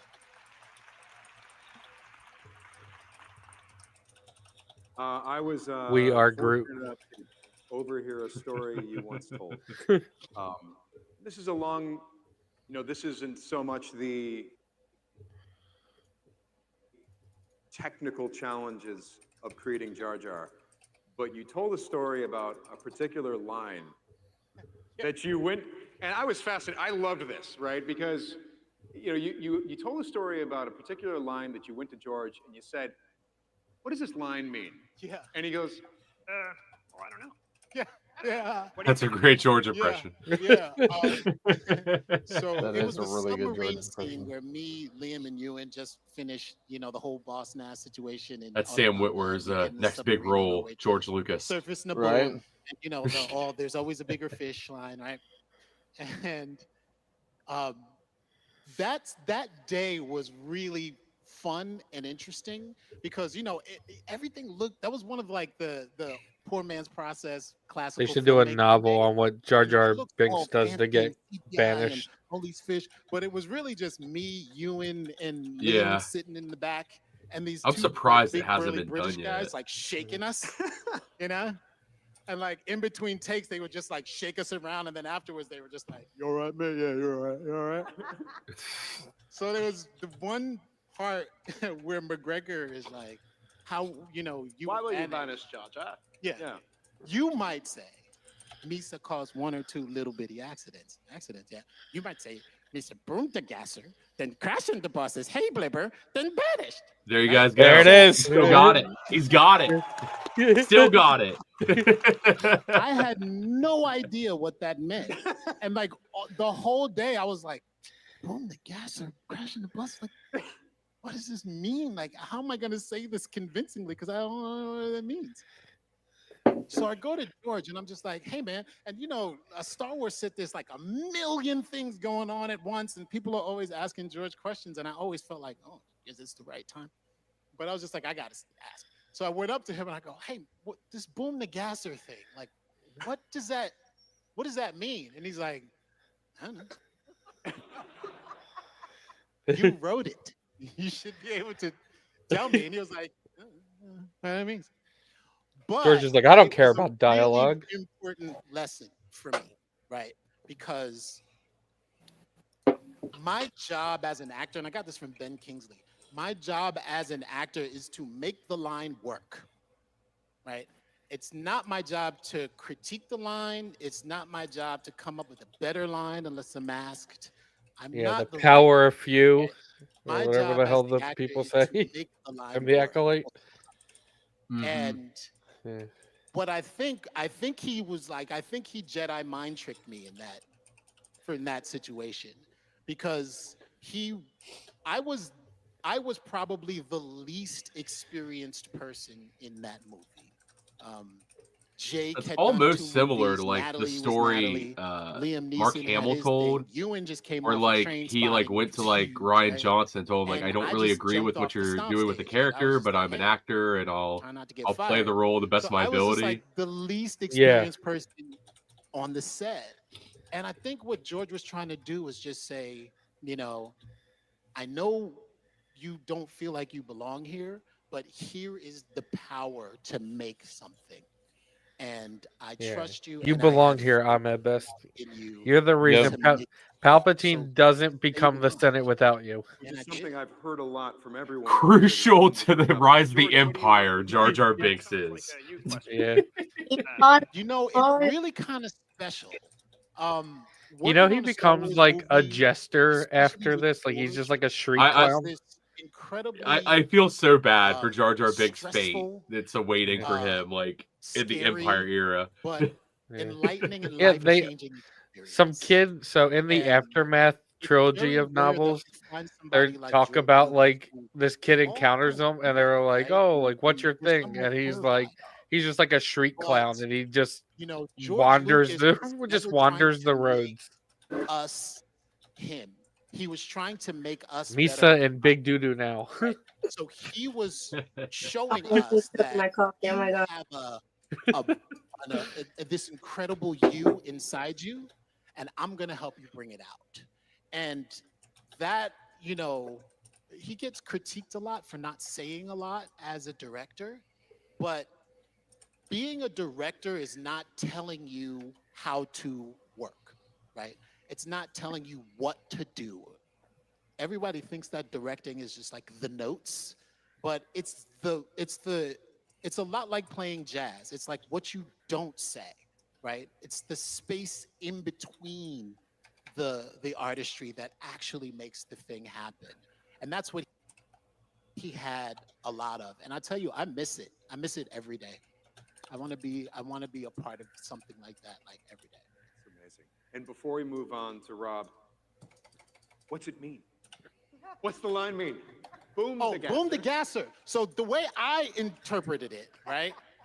So Boss Nass has this like badass car, right? Like, you know, like a Porsche GTR, right? 911, right? I kind of thought that's And what he meant I too. borrowed the car, and then I crashed the car, right? And what the car is called a Hay Blibber, right? And Boom the Gasser me, and I got this because George is a race car guy, right?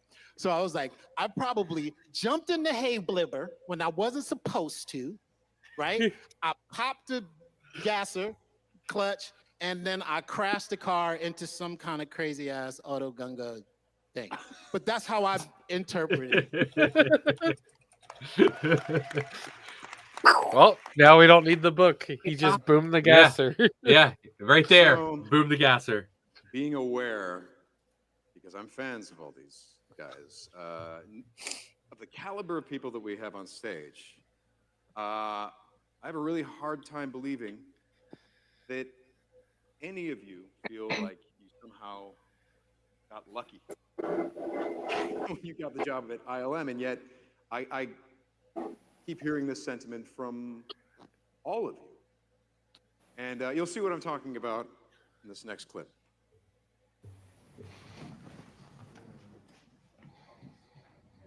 Welcome. Hi, Joe. The computer graphics department at ILM I started in October of '93, was about 45 people. And I think I was animator number 9 they hired. There were 6 animators on Jurassic. So it was still early days, but it was beyond intimidating. The legends were there. Ken Ralston was there, and Dennis was there. There were people that I knew their names, and they were in the hallway, and I had the worst case of imposter syndrome for about 6 months. How had I fluked myself into this place?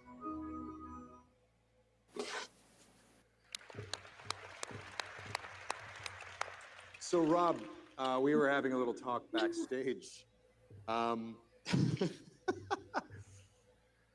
In season 2 of ILM, there's footage of Rob Coleman presenting the first Yoda animation test to George Lucas with the thought that, hey, we could do Yoda animated. I mean, we have to do this fight anyway. What if we tell us about that day? Sure. George had said to us that he'd wanted to see Yoda fight for a long time, and he knew he couldn't do it with a puppet, obviously. So a digital Yoda was on the plate, on the table. And once it was, I was then thinking, well, we should aim for a high bar. And the high bar for me was to do the full character. The performances, both verbal and nonverbal. And so, like you've heard here, I went off and did my homework. I studied Empire Strikes Back. I looked at what Frank Oz had done with the puppet, and I remembered what it was like to be 16 and see that character for the first time. Now, I'm in the generation, I was 5 years old when Sesame Street came out. I grew up with the Muppets. Frank and Jim Henson were heroes to me. Oh, Frank Oz. The way I approached it was, what did I remember from 1980 versus what I was now seeing and analyzing, looking back at that footage. And what I remembered was there was this incredibly expressive character that we were all absolutely there with and engaged with. So the way I thought about it was, I want to go for the spirit of the performance rather than the actual frames if you study them frame by frame. Now comes the day for this clip that's in Light and Magic 2. Well, There was a we documentary might not crew get that Commander followed many Jesse of us tonight. around, He's and still in we got line for somewhat used to cameras. Rosario, and it sounds like she's gonna be in her Ahsoka like picture Let Doug know thing we for were a while coming up yet before she even gets to her for autos. Skywalker Ranch, So, Doug's domain with his team. and the autograph line is the only spot you can't do any type of video while in line. Yeah.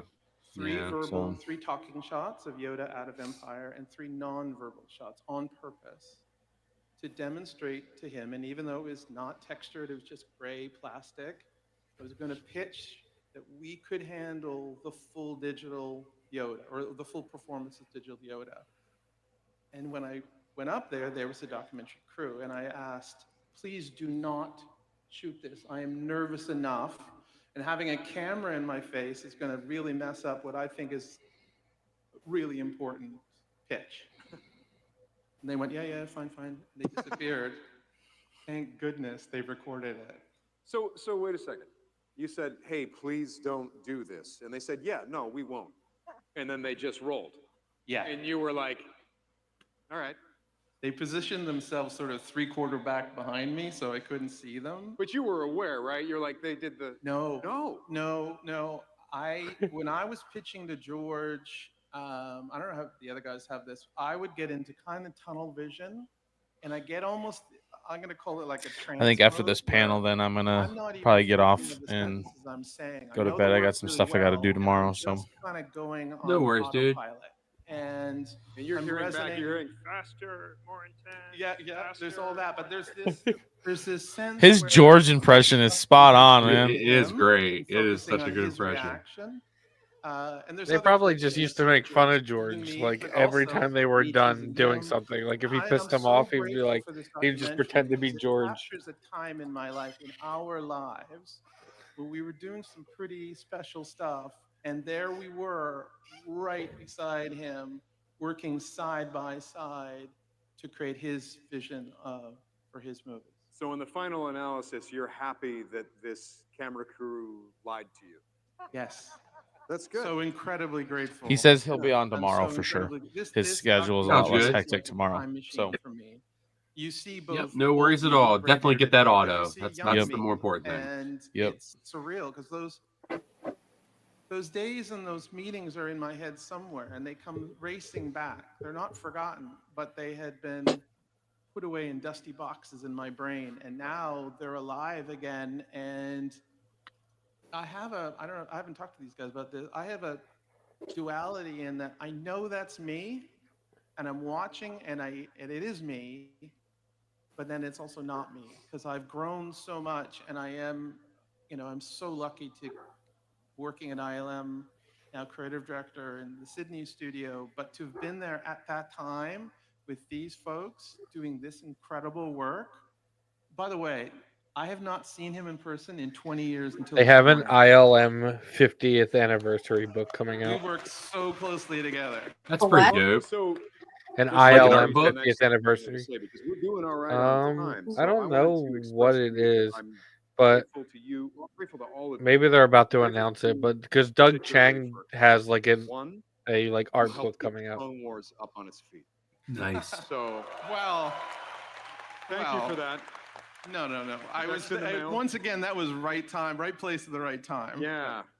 Checks in the mail. So, also, you gave me as a young fan one of the most magical moments in movie history for me, and that's when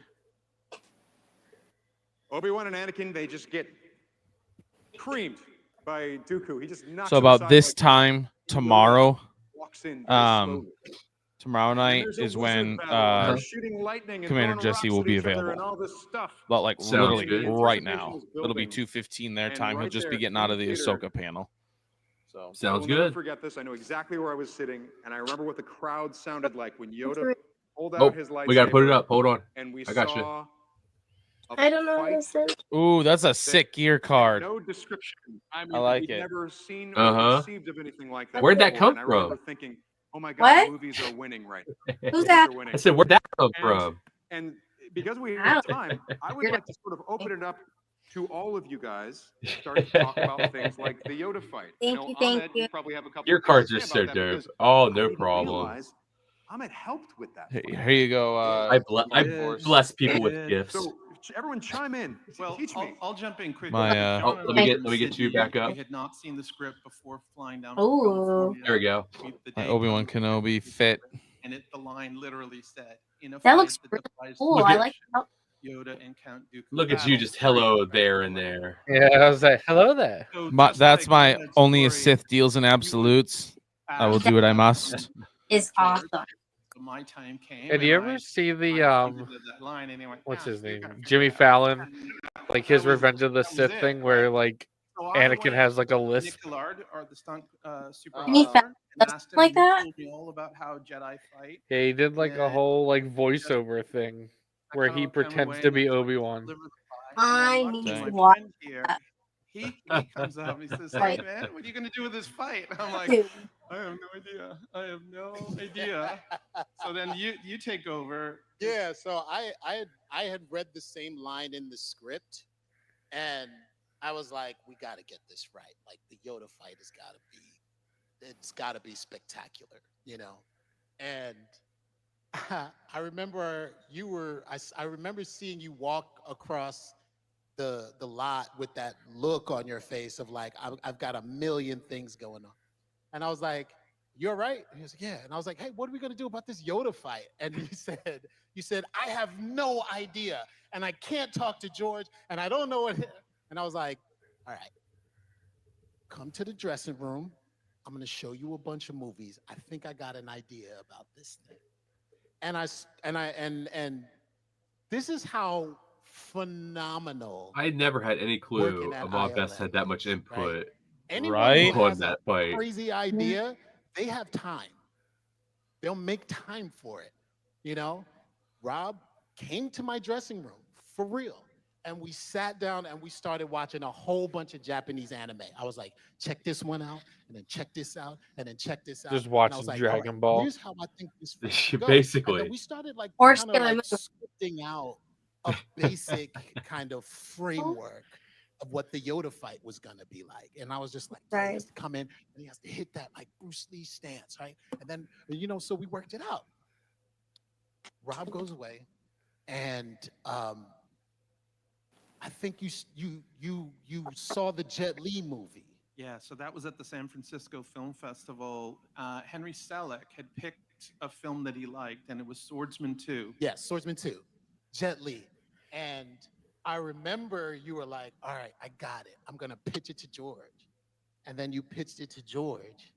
And then I remember being at the premiere of Attack of the Clones. And I hadn't seen anything after like we talked and we kind of, you know, scripted it out and you went away. And then I was waiting the whole movie, the entire movie for that one part. And I was just like, oh, this is going to be amazing. You have no idea how good this is going to be. And as soon as Yoda just starts like limping in, I was like, here it is. And the audience was just like, is this going to happen? Like, is this really going to go down like this? And I was just like, oh, you have. And then I saw what we worked on. I saw it scripted out. And it made me emotional because I was like, you didn't really have to do that, you know? You didn't have to like listen to me or take any of the ideas that I had. And then when I saw this fight, I was just like, this is exactly what we talked about. And we did have to do that. So cool. It was amazing. It was amazing to see. Could I ask a question, John, Doug, Janet, when what were the moments for you where you saw a department or a person or someone just hit a home run that you didn't think they were going to hit, that was so badly needed? Because that was a home run. We needed that home run in that film. Well, I wouldn't necessarily characterize it as something that I didn't think that this person could do. But, Yeah, sorry, that was very negative of me. But Paul Houston on episode 1 in the pod race. So we had been playing around with this idea of projecting photography onto low resolution geometry, sort of camera mapping technique. We'd used it on Mission Impossible and on a couple of shows before that. But Paul and I got talking about that being the way to do the landscapes. And Paul put together a test where he built a couple of arches and a couple of these mushroom-shaped rocks as these like 2-foot tall models made out of foam and plaster. And he painted them, took them out to the parking lot, shot beautiful photography of them, then made low-resolution CG models of them and projected the photography onto it. And we did a couple of shots. All right, guys. I think I'm gonna bug out. So, all right, bro. Have a good night, you guys. Succeeded. See ya. Yep. all my expectations. See you tomorrow. Sounds good. It's compellingly real because everything you were looking at really was photography, so it had that real high level of realism. And I felt like this is something nobody's ever really seen before. This was extraordinary, and I'm super proud and pleased that Paul had done something so amazing. What was fascinating about the pod race for me is that it was a great combination of clear ideas and extraordinary visual effects, because everything is going at such a breakneck pace. But as an audience member, I understood somehow how the pods worked and what that beam was in the middle, that there was a sense to it. I couldn't maybe explain it, but it felt like it made sense. I was watching something credible, and such an extraordinary example of all these different departments coming together to make something that just feels inevitable to the audience, when you all know there's nothing inevitable about it. You have to build it piece by piece. Doug, you have to design this thing, and then John, you got to figure out a real photography on the arches. And it's kind of incredible to me how everyone comes together under one good idea. Doug? No, I think that's the remarkable thing about season 2, is that I think it really highlights the genius behind George, because he has such a clarity of vision that even if we didn't know where he was going, he always kind of knew. Because if you look at the whole film, it's very complex. I mean, we were doing new things at every moment. I mean, from a design point of view, he basically unleashed everything. I mean, because normally, prior to that, I had a career at ILM where I was used to designing into the limitations of the technology, into the models that we could do. There are certain shots that we couldn't do. And George said, don't worry about any of that. We'll figure it out later. Just design it purely. Let's go for the aesthetics. And it's one of those amazing things where when we have people like John and Rob, everybody there, they all step up and they figure it out. Even though going into it from day one, it was like, we have no idea if this is even possible. And in some ways, I had the easy job because I could just invent it. And it was up to John to figure out how to execute it.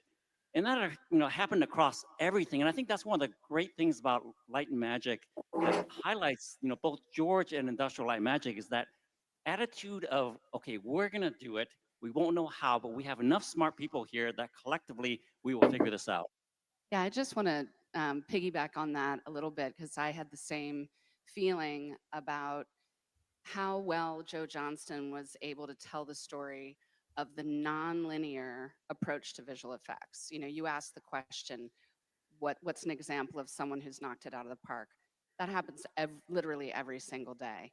And I think there's a misconception in the industry or broader than that, that visual effects is a linear process. You're delivered this beautiful artwork and we execute it. And actually, it's extremely iterative. It's groundbreaking. It takes artistry and innovative ideas as well as innovation. And, you know, these guys are the leaders, but we have incredible artists, producers, you know, people in technology, and everyone has a voice, you know, and that's what makes it so exciting. And I love the fact that we have a program here that highlights that process, and I hope you all enjoy it too. I agree. I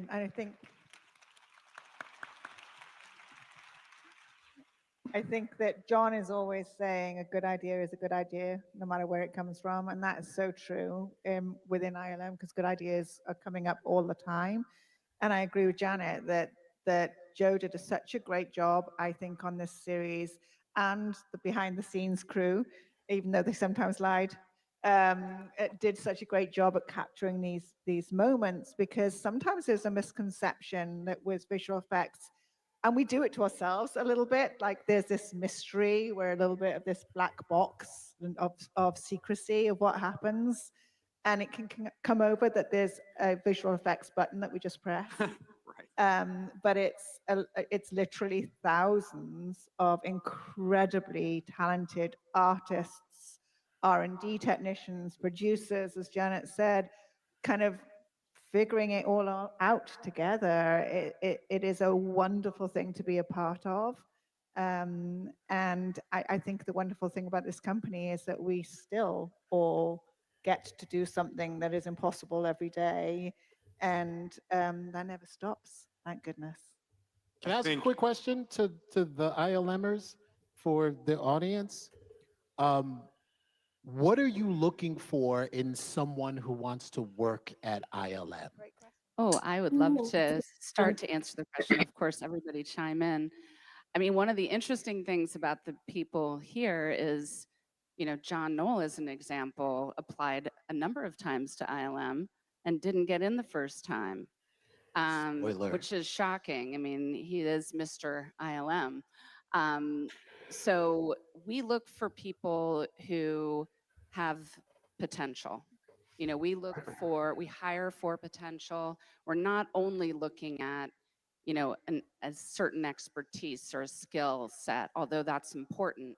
We're really looking for a spirit of passion, innovation, collaboration, and we have a lot of programs actually around the world that encourage young, aspiring visual effects artists and technology people to get a foot in the door. And we develop and nurture talent from within. All of us started on the ground floor. You know, I was a temp in the purchasing department. Linwin They're was releasing a an talent Art of manager. Andor book. So that's one of the that's wonderful pretty dope. things about ILM, I think.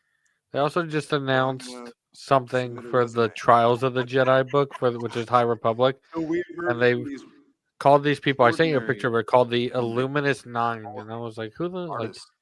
I want to know who the Illuminous Nine are. Round of applause for Yeah, all the work. Google. And ILM has I know. done over the last Like 50 years. I know one of them's Buryaga, Yeah. and then another one is Avar and Elzar Man, but Hey, this Sam. one guy looks like It means so great, don't Aslan you Rel, think we who should rips show them his a little eyes bit out. more? He's the Jedi that fell and used the dark side to keep himself alive. Gotcha. You do? Yeah, let's We just so And happen then to have a Bell, trailer. but like the I don't first trailer see for like Light I would Magic assume Season 2. Vernestra would be in the Illuminous Nine, but I don't know. Maybe they consider her too young because she's only 16 in this book. Industrial Light and Magic, it says it all. Well, I always wrote for the technology I had available to me. And how do you move it ahead? Computer graphics is the future. ILM's ready to do the Phantom Menace. This Okay, was guys, an I'm enormous gonna undertaking, head out. and the The scale and clock's scope of not it was overwhelming. No I worries. know it's gonna work. Okay. It's impossible. Well, have a good night, Brick. We still have another hour until the animation panel. Live in a live action film. Forgot about that. Anyway, yeah, I'll see you later. Take care. Have fun. Yep. But because Bye. we were all Bye. together, we were going to Did make you see this the thing. 20th anniversary novel, like Revenge of the Sith novel that they're releasing? Yeah, the reprint. It looks so cool, but like I can't justify spending $60 on a book. I didn't want to go down It looks in history pretty, as though. the guy who wrecked Yoda. Very pretty. No puppet. It's a fully Yeah, I just digital want to know character. who the Illuminous 9 are now. Program's just gonna be gone. It was all hands I'm on not sure. deck. Everyone worked really hard, but we Let's also see if all played ChatGPT together. knows. So much magic was made here. Islam was created to do the impossible, and we continually do the impossible. Because I've been seeing rumors that Aslan Rel is gonna like be redeemed by the Jedi. Maybe. That would make sense for a character. Will live forever.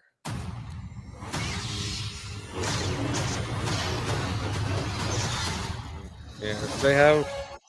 And Magic, Season 2 now streaming only on Disney Plus. When I look it up, it says Phase 1. The Illuminous 9 of Phase 1 are Avar Kriss, Stellan Gios, Elzar Mann, Vernestra, Orla, Porter Engel, Loden. But this isn't right because Porter isn't in. Or no. No, Porter is in Phase 1. But Stellan Gios dies and Orla Jareni dies. So they're not Illuminous anymore. Look at the chat talking about theory. What are they saying about it? I can't see it, so I haven't had access to my phone the entire time. So. I mean, let me look.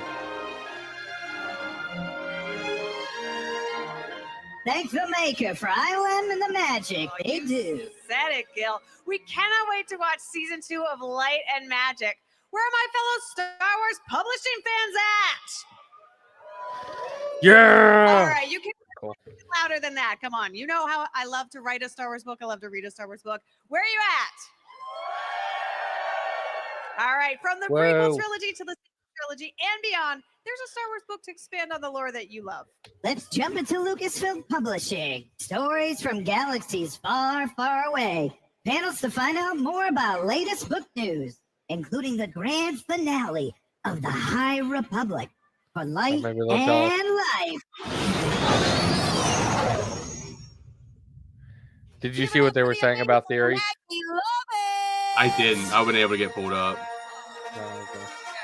Hello, Japan. How are we doing? Welcome to the Lucasfilm Publishing Stories from a Galaxy Far, Far Away panel. We are here to talk about books and comics from a galaxy far, far away.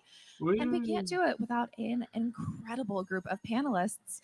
And for the very first time on a Lucasfilm I panel, want we to have read this Master of two Evil book too. authors who will be joining me on this stage. Oh yeah, that does definitely So look good. without I'm further delay, definitely allow me grabbing that to when it comes out. introduce our I saw a lot of all-star. people like hating on it already because like they're I First don't know. up- I just keep seeing people say that Adam Christopher is a pedophile. have and I'm Adam like, Christopher! where? Like, why? Oh look, that's from Adam Christopher. And Tessa And I was like, where do you Green. guys find I out this can't- information? And they Mark were like, Guggenheim. I can't And take then they anything never seriously responded. with like, Dr. Lydia King. like a book that isn't even out yet. Dr. Like, you know. Chris Kimchall.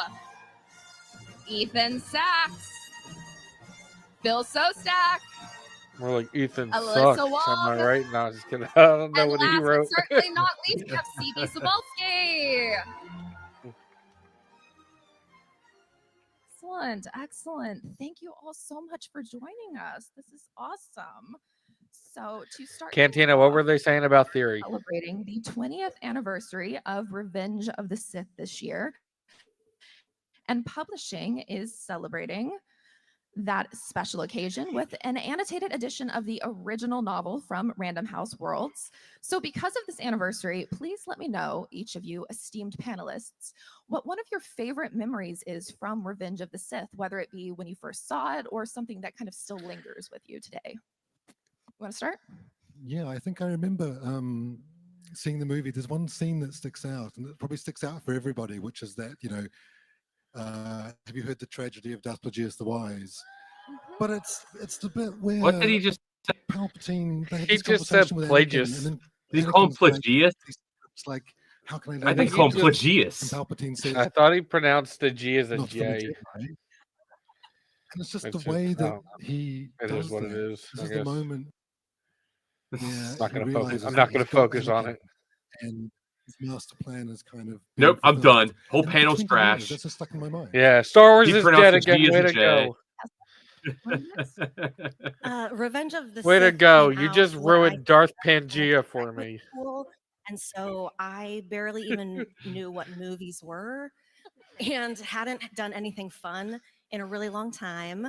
But my family is a huge Star Wars family, and it's always been something we've done together. And so I really remember that my parents threw a party and we had a whole bunch of people and went to go see the movie together. And it just reminded me that, you know, things can be fun. Not everything is graduate school. So I'll always appreciate that. I love that. Do you want to go back here with Chris next? I think similar to Tessa, I finished university the year that Revenge of the Sith came out. So I think I handed in my final essays and then went to the cinema for a midnight showing.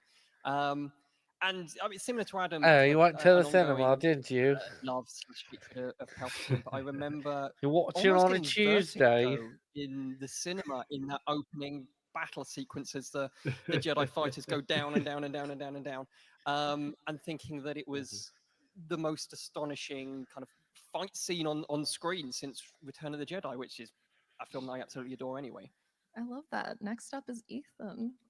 So I'm old enough that I saw the original Star Wars as a 4-year-old in New York City in 1977, and I was so I call obsessed. bullshit. And my father He was looks obsessed young. with me. He read something in Rolling Stone Liar. magazine in the summer of 1977. I see through the lies of Ethan. That basically I think that's Obi-Wan his threw name, right? Darth He's Vader Ethan. into a volcano, and I was 4 years old. And that If not, image, that's his name now. Way to go. We'll just say he's it's Ethan. just throughout Yeah, he's in the interview. Ethan. It was like the talk of all the schoolyards. Like all the kids were like, "Yeah, Yeah. knew that story already." So And I waited all those years to actually see it, and the amazing thing was, it was as epic as my 4-year-old brain would have been able to handle without spontaneously Jesus. combusting, and I was older than 4 at the time. I love that. Now, who can top that with a memory? not me. Well, yeah, I was in. He just set that bar 2005, right still away. 3 years Yeah. out from starting Lucasfilm, but believe it or not, yeah, it was that long ago that I started with the company 17 years ago. This but, one guy yeah, in I the was High working really hard Republic, in my previous job prior to Lucasfilm. his in name's a Torben Indian Buck, but they call San him Francisco, Buckets but of yeah, Blood. Lucasfilm. And the scene that really Wow. sticks out in my memory, and as I was reflecting on this anniversary, the Padme's ruminations sequence is just But I've amazing never and like gorgeous, and such a yeah. I never really picture referred on that. yeah, Somebody one of George's commented like finest who ways they as a think director. the 9 is. As one guy was like, I I think feel like I'm it's showing my Aslan Rel. age now. They said I saw Aslan Rel, this movie, Bell, as a kid. Zettifar, Vernestra Rowe. Oh, you too. Which I know Aslan and Bell and is I was there. I gonna didn't talk see about Vern. lightsaber battles, But then but he was like listening now, Buckets I'm of like, I think what Blood, really stands out Avar, is I Elzar, was like, you Elzar, can Buryaga, buy Indira Stokes, and Reese Silas. And I think that just Maybe. imprinted That's on interesting. my young mind Yeah. and has informed everything else about like my writing. But and now I mean, they it's have really a just a guessing game at this I point. love that, Alyssa. I feel Yeah. like we all like that. Well, stuff. because Because I like guarantee Yoda, you, there's going to at least be syndrome. one or two that's just going to come out of left Mark? field. Like none of it's going to add up. So Well, I And it's like, think oh it's no, yeah, it's weird them. for I think it's the Fifth, inclusion of Aslan I that grew up, like with the it original Star doesn't Wars totally trilogy. add up, You know, but my first he's saw Star never Wars wanted to in harm the the trailer Jedi. ahead He of, just Star Wars. went insane after dealing with the thinking Nameless, that and Revenge he of had the to go on his own the path. last Star And Wars it's movie really of my like life. his That's thing of like I guess. not I giving thought that was into gonna the be the fear last of one. facing it. So I avoided all trailers. But it's funny because going like in the Path of the totally Illuminist, like I cold. sent it to you, they all wear Just masks, and I don't so know much if these masks self-control, are and I've gonna not help been them able to against the self-control, Nameless either, but or I if they did it, just and want to it wear just, I masks think it to actually look made the cool. experience of seeing the movie even But more amazing. let's see. I admire the Like maybe this self-control of could not be watching the trailers. Lydia? like maybe this could be Vernestra, but like because it's a purple lightsaber, but it's not. Transformation of It's not Anakin as a whip, but which you really dude, see I it just in the love, movie, but I just love Buckets you of know, Blood. it was so horrific. But Because it was he's also definitely fascinating a 'cause great you nickname. wonder your whole Yeah. life after He's a watching it. Chagrian, just My like mind was, I what's was his name 6 from years old when I like he's saw in the first Senate Star next. Wars. And so finally being able to see that transformation as I'm kind not of sure. awful, but like fascinating and awful. I said awful twice, but it's pretty awful. Was the thing that was like the most memorable for me, and I still think about it. Somebody there said they're here. They've heard that Reith From a is there. story Reith is standpoint, definitely for me, the one who helped them find Planet always X. sticks out is the brutalism. Like George didn't pull any punches on this one. Like Star Wars is a kids franchise. No, it's not. It never has been. I think this movie proved it in spades. And the thing that always sticks out as another memory personally is that I was working at Marvel at the time, and a bunch of us went to see it. And when those doors opened, people at Marvel still joke that they've never seen a human being run so fast for a seat. That when I took off and sprinted up the stairs at the theater. And I did pick the right seat, though, because seated right behind me were the three Beastie Boys when we saw it on opening night. So that will be a memory that I always cherish. I love that. Talking about memories, there is another anniversary this year, which is The Force Awakens. Does anyone have any? Yes. Can you believe it's been 10 years already? It breaks That my makes me mind to feel think about old. that. Does anybody Did have you know that any of the both Force Awakens versions memories of A they would New like to Hope share? are in the top 10 movies all time? I think The Like Force when Awakens adjusted is for the movie inflation. that I've seen the most times in Interesting. movies. Yeah, Force Awakens Tried is with just the New Phantom Hope Part Menace 2. for some reason. I think I saw the Yeah, Force basically. Awakens It's such a 17 good like. It was such a good start though and then for in 1999, for I saw a The new Phantom Menace trilogy. about 16 or 17 times. I don't know why I saw it 17 times. Like but yeah, I it sucks freaking that loved Luke the doesn't get trilogy, to and Luke it's like doesn't the get to see happy Han, but memory like I have that Star Wars was back. I think the cliffhanger really messed with 8 as well. The fact that 8 had to start I at the think exact same place that 7 because ended. and anybody out there who is also from the UK, Yeah, we got and it first. We got to watch. I think it's The just Force I'm so Awakens bummed out we first. didn't get And similar like to the reaction that everybody did a minute ago when everybody cheered, the Holy the place Trinity went back on nuts screen together. I at think that's still midnight. just a It big was the bitter most thing for me. joyous Yeah. film experience that I've ever had because But this was you never know, supposed to happen. We were never Harrison supposed to get Ford to was the always world. like, "I like Han And then Solo we were at dead." the cinema Like, when a long time ago. Yeah, and kill it me was immediately. they brought him in kicking and fantastic. screaming. It's the best Yeah, night. they were like, "Please come back," and he's like, "If you kill me." I have kind of a very personal one, which is So why would Yep. you let before me I was content die? writer, I don't know if was you've a ever journalist seen that like the covered movies, ASDF and one of the movies on last big YouTube. movies that I covered for the Oh, my time at the New yeah. York Daily Yeah. News was The Force Awakens, and I got Somebody the, kill me! and I was interviewing her at a table in the Hotel Carlisle in New York, where there were two chairs, and it was Carrie and Gary Fisher, the dog, and then I was seated on this like basically like footstool. But that was like the movie that I basically got to tell her how much the first Star Wars There's a meant lightsaber to on me, that and so like I will always I associate. don't that think it's with her. Vernestra. There's a That's new. a beautiful memory. But yep. Do you have one? I just love Ro. Force So Awakens, cool, I though. think for me was, you know how there's like a movie where you're like, oh, this is my Star Wars, and it's like your whole brain just lights up. I think that's what Force Awakens was for me. I want to say it was a couple years out of college, I think, and the whole time I've been like, I always think of different eras of Star Wars as like, oh, this is a Star Wars like my parents love and they shared it with me, and this is a Star Wars I saw as a kid, and it like. Are you gonna pre-order that novel or get it when it comes out? I might because it makes me looks like believe it'd be a that nice I like could on the live shelf here, type thing. You know, this is a place. I think I'm gonna have to finally another read it way to open up the before galaxy I decide I whether or love not that I'll they get it. put like the line on the side of the book, Might like be a this is what beautiful. it's like to Anybody be else Anakin have any Skywalker memories forever. before I? Oh, Yeah. Because So in the I- book, when The it's a Force Awakens line came they out, I had been keep working for the company like for 7 years at that point, reiterating, and it was except they the keep saying first this is what it's evidence like of to be any. Anakin It was the first project I Skywalker, worked on and that actually Yeah. it came just to eventually fruition, leads to came that. out, and See, the day that the that's film was released was that's also the why day I my don't first like book was Matthew released, so Stover does it's a that very important special film in for me. Love that. in Going off Shatterpoint the the idea of entire Star Wars time, being and it pissed generational, we me are off. celebrating another Where like Mace anniversary. Windu, it like honestly in my it the head, rings I well. always anniversary do of it right. ILM. So we will be celebrating with a retrospective of those first 50 years. Here And you go. this This is is that book the I was telling you about. Industrial That's Light and pretty. Magic, Yeah, that's a 50 pretty years book. of innovation I want from to know how much Abrams, that is. Definitely which a good I coffee will will top find out. include table book. insights about ILM's history and some of their most iconic and groundbreaking work. So be on the lookout for that this November. And if that's not enough, Okay. the brilliant folks over at Abrams will also be releasing a retrospective on the This is art the of coffee Doug table book Chang. right here. This special 2-volume collection details the Ooh. truly amazing art of one of the most iconic Star Wars concept artists of all time. So be sure to check this out and also go to Doug's panel today for more about this. Okay, now let's talk about one of my Yeah, I favorite got a friend that's topics, going to be which on is Doug's the High at Republic. Doug's I hope panel. there's yes. We have a little sizzle reel to kick us off here. Let's see. With the High Republic, we want to tell a story of the Jedi at their height. We want to tell a story about what scares the Jedi. Now, we come to the grand conclusion that pits the brave and wise Jedi Knights against Nihil Marauders and the Nameless. It is a story about good versus evil, about overcoming fear, about light and life. We couldn't be more thrilled with what the High Republic and this era inside of Star Wars is all about. As a publishing initiative, the High Republic tried to honor what George Lucas created, but also add to it.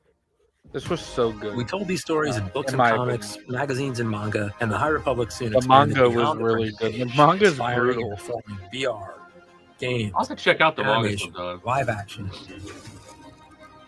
We're honored to Honestly, it's deliver an sad. The thing exciting, that I've seen the most meaningful, of and in the High satisfying Republic conclusion with is Phase Young 3. Jedi.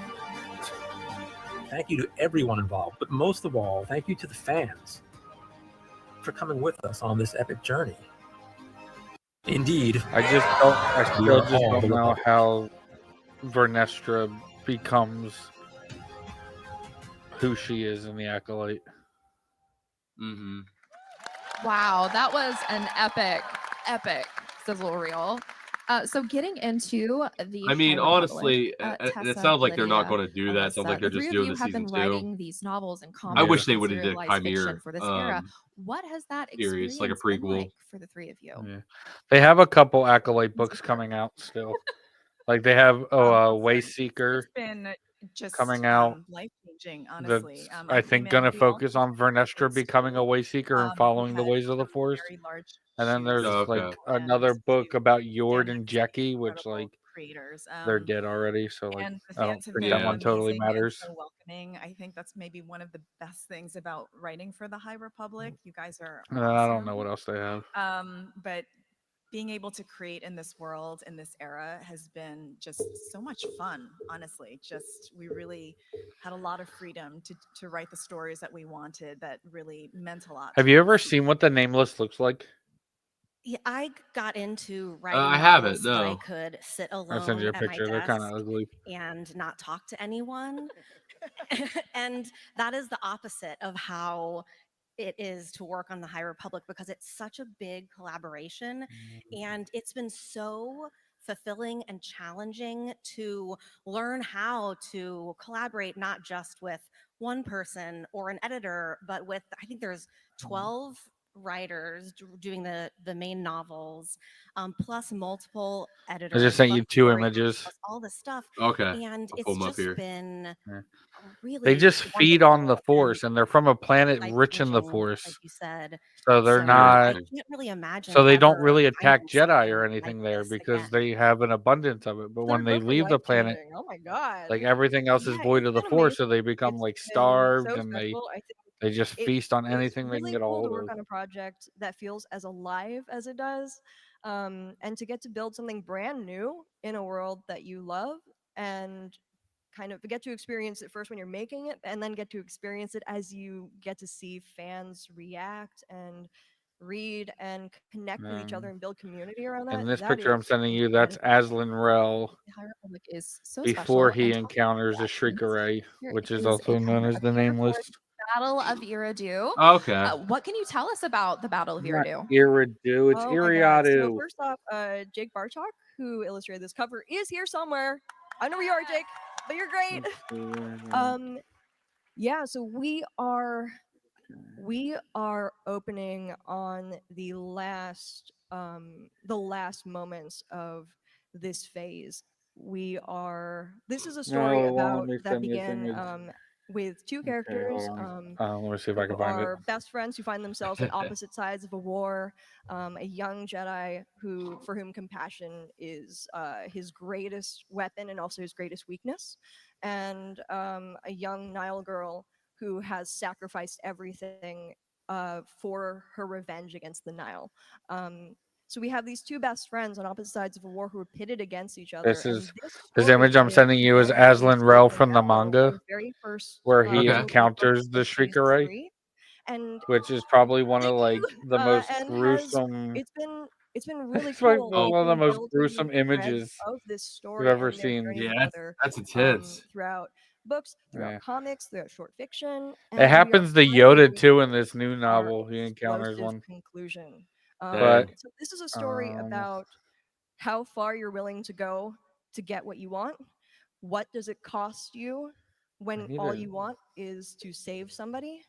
And in the end, how much is compassion worth? And yeah, I mean, I'm really excited for this. I know you can tell this because I'm really stoked. But this is a very special story to me. why so are I'm- these all not I JPEGs? think we have. I think we have an It won't let me interior send it to you version because as it's well. not a JPEG. It's Yes, there fine. it is. It looks like it may be Okay. cut off a little bit, I but think I it is got up it this there. time. Oh no! Now this is I Aslan really Rel sort of remind 150 years Vicky later art, when talking to is Yoda. incredible. I've been a huge fan of her art Like for in one of the years, comic so books getting after to he work with just her killed a on it bunch of people for no so reason. special. Oh damn. Yeah, that's Excellent. cool. All right, That's a cool next up, concept. Yeah, he Lydia. popped. He took his Yes, eyes out. there we go. Lydia, what can Damn. you tell us about what's happening between Joss and Pika in Eridu? Well, Joss and Pika Still is Ariadu though. expecting. And it's not a really great thing to be expecting a child in the occlusion zone when, so they have made it to Ariadu, but it is not safe still. And There so we there's go. just a lot of tension You said it about right. is everything going to be okay? Are they going to be safe? And there are a bunch of other characters who've been along for the ride.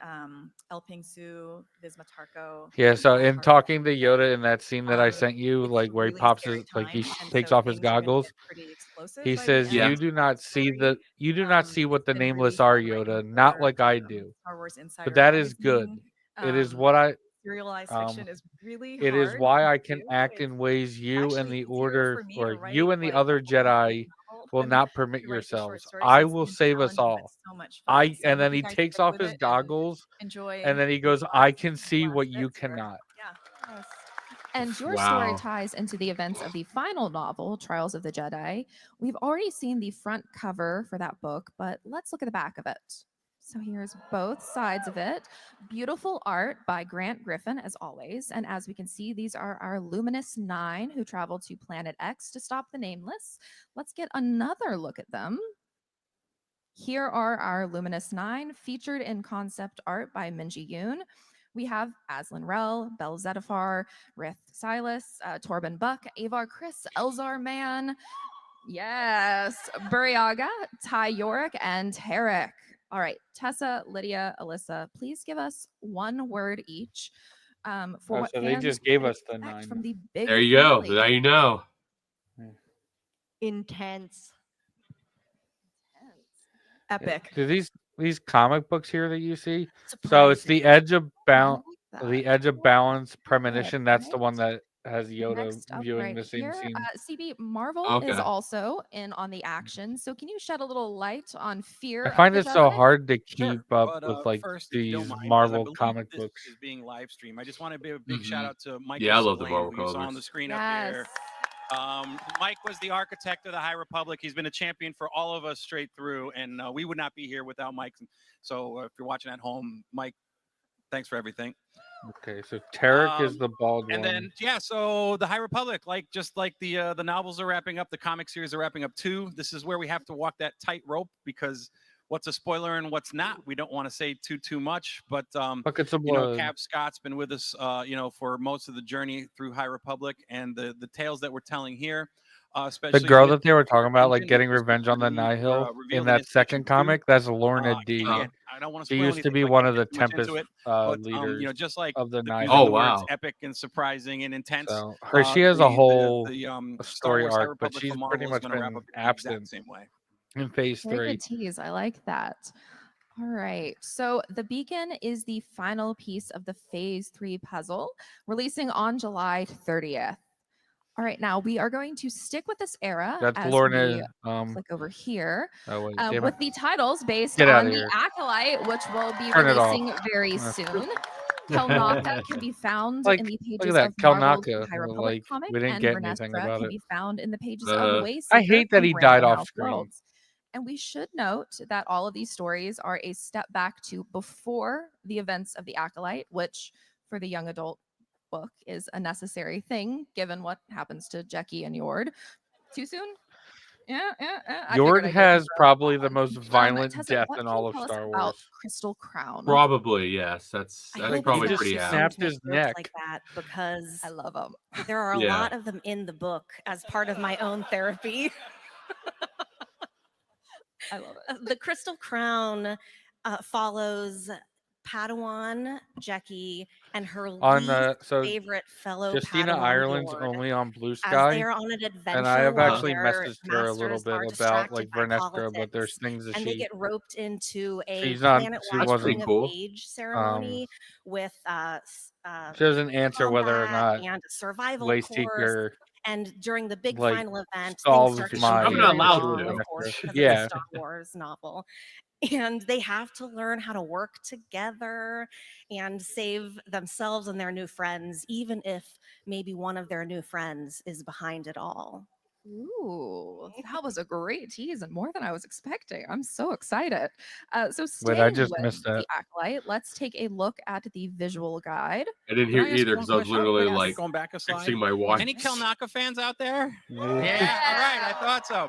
Just wanted to She's- point out too that in the that one of their High friends Republic, might be the behind finale, something. the Beacon, the one shot that is coming in Yeah. July, as you pointed out. Not only will Kelnaka be making an appearance, but it's the first time too where characters you have not seen in the Marvel comics and maybe other comics and other medium will also be making cameos in it. It's called the finale for a reason, and fans of the High Republic who've been with us from the beginning will not be disappointed. So. Oh, I love that. So You maybe heard it here Chimera? first. All right, so let me click back over. Yes, the Acolyte visual guide. Here are some new spreads. There we go. From the Acolyte visual guide, written by Lucasfilm's own Pablo Hidalgo. And also, yes, look at those. Aren't they epic? All right, and also just revealed is the cover of the Acolyte, of Art of the Acolyte, written by Lucasfilm's brilliant Kristen Baver. Yes. Who all has seen her over on the Celebration live stage today? She's killing it. I know. All right, and here are some stunning interior pages focused on the Stranger.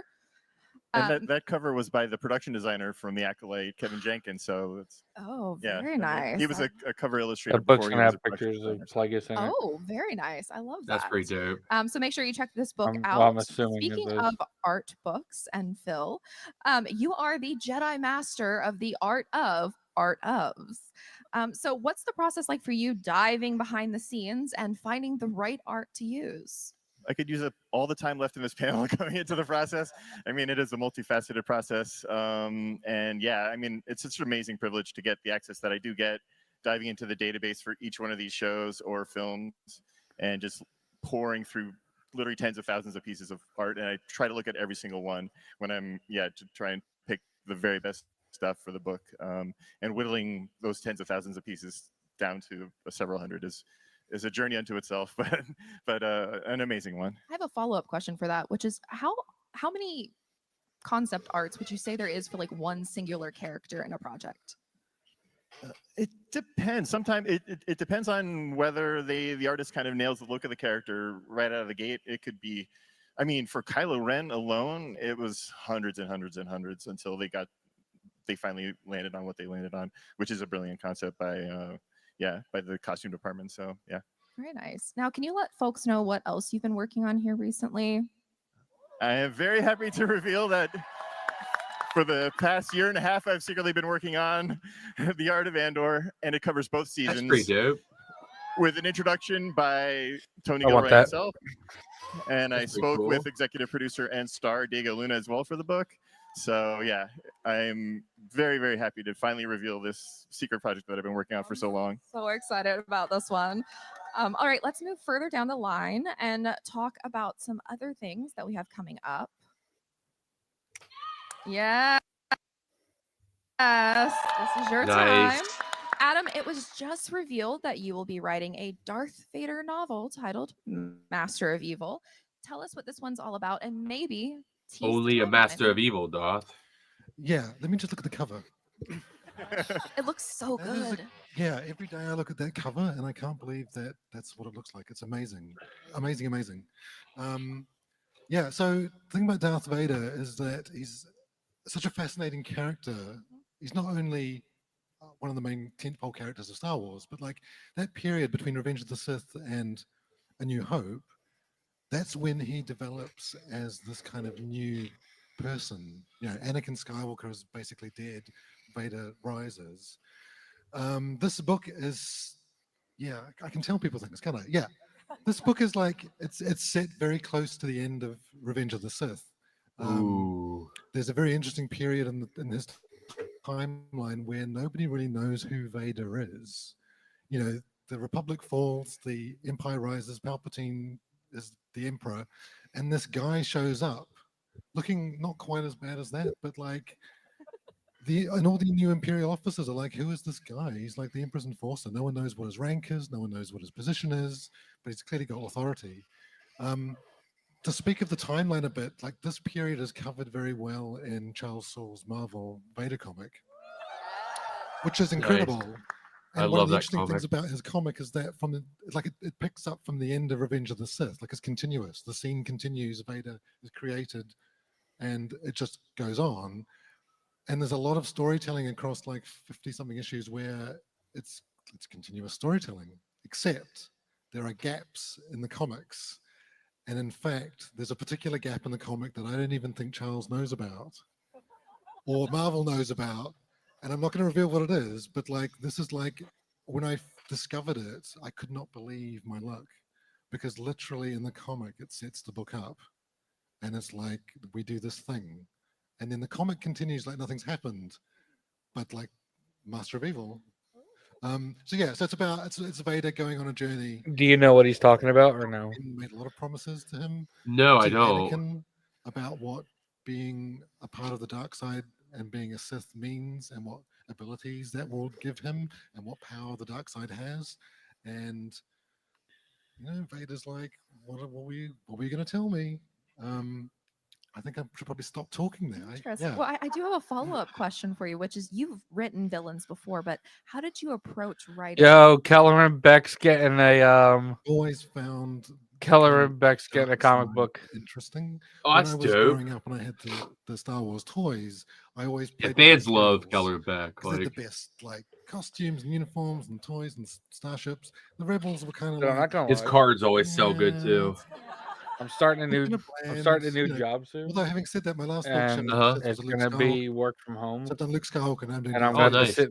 I'm gonna have I to. just find it kind of like, I'm gonna have to sit in a chair for a while, and my back's starting to hurt from this chair. I might have to get a new chair for the job. Antagonistic. Yeah, man. qualities If of you're someone sitting that like long in a And Vader day, is so spend the important, money. And he's also in a way very so Yep. mysterious. They just. I didn't get my computer yet. Comes tomorrow, but they just sent me 2 Dell monitors that I have to. Ooh, Bad if I say nice. I have an affinity for the dark I have side. to get one of those like two of us arms, do. so That's it's okay. not Yeah. mounted like to my First time was desk. cookies, remember that? Yeah. That's pretty dope. But like, yeah, and I'm gonna writing get. Vader. I'm gonna get the I mean, this the is the monitor stuff arms. that you've been waiting for. It's been 10 years since. I still got my crappy there's really been a laptop. last Vader novel, which was Lords of the Sith.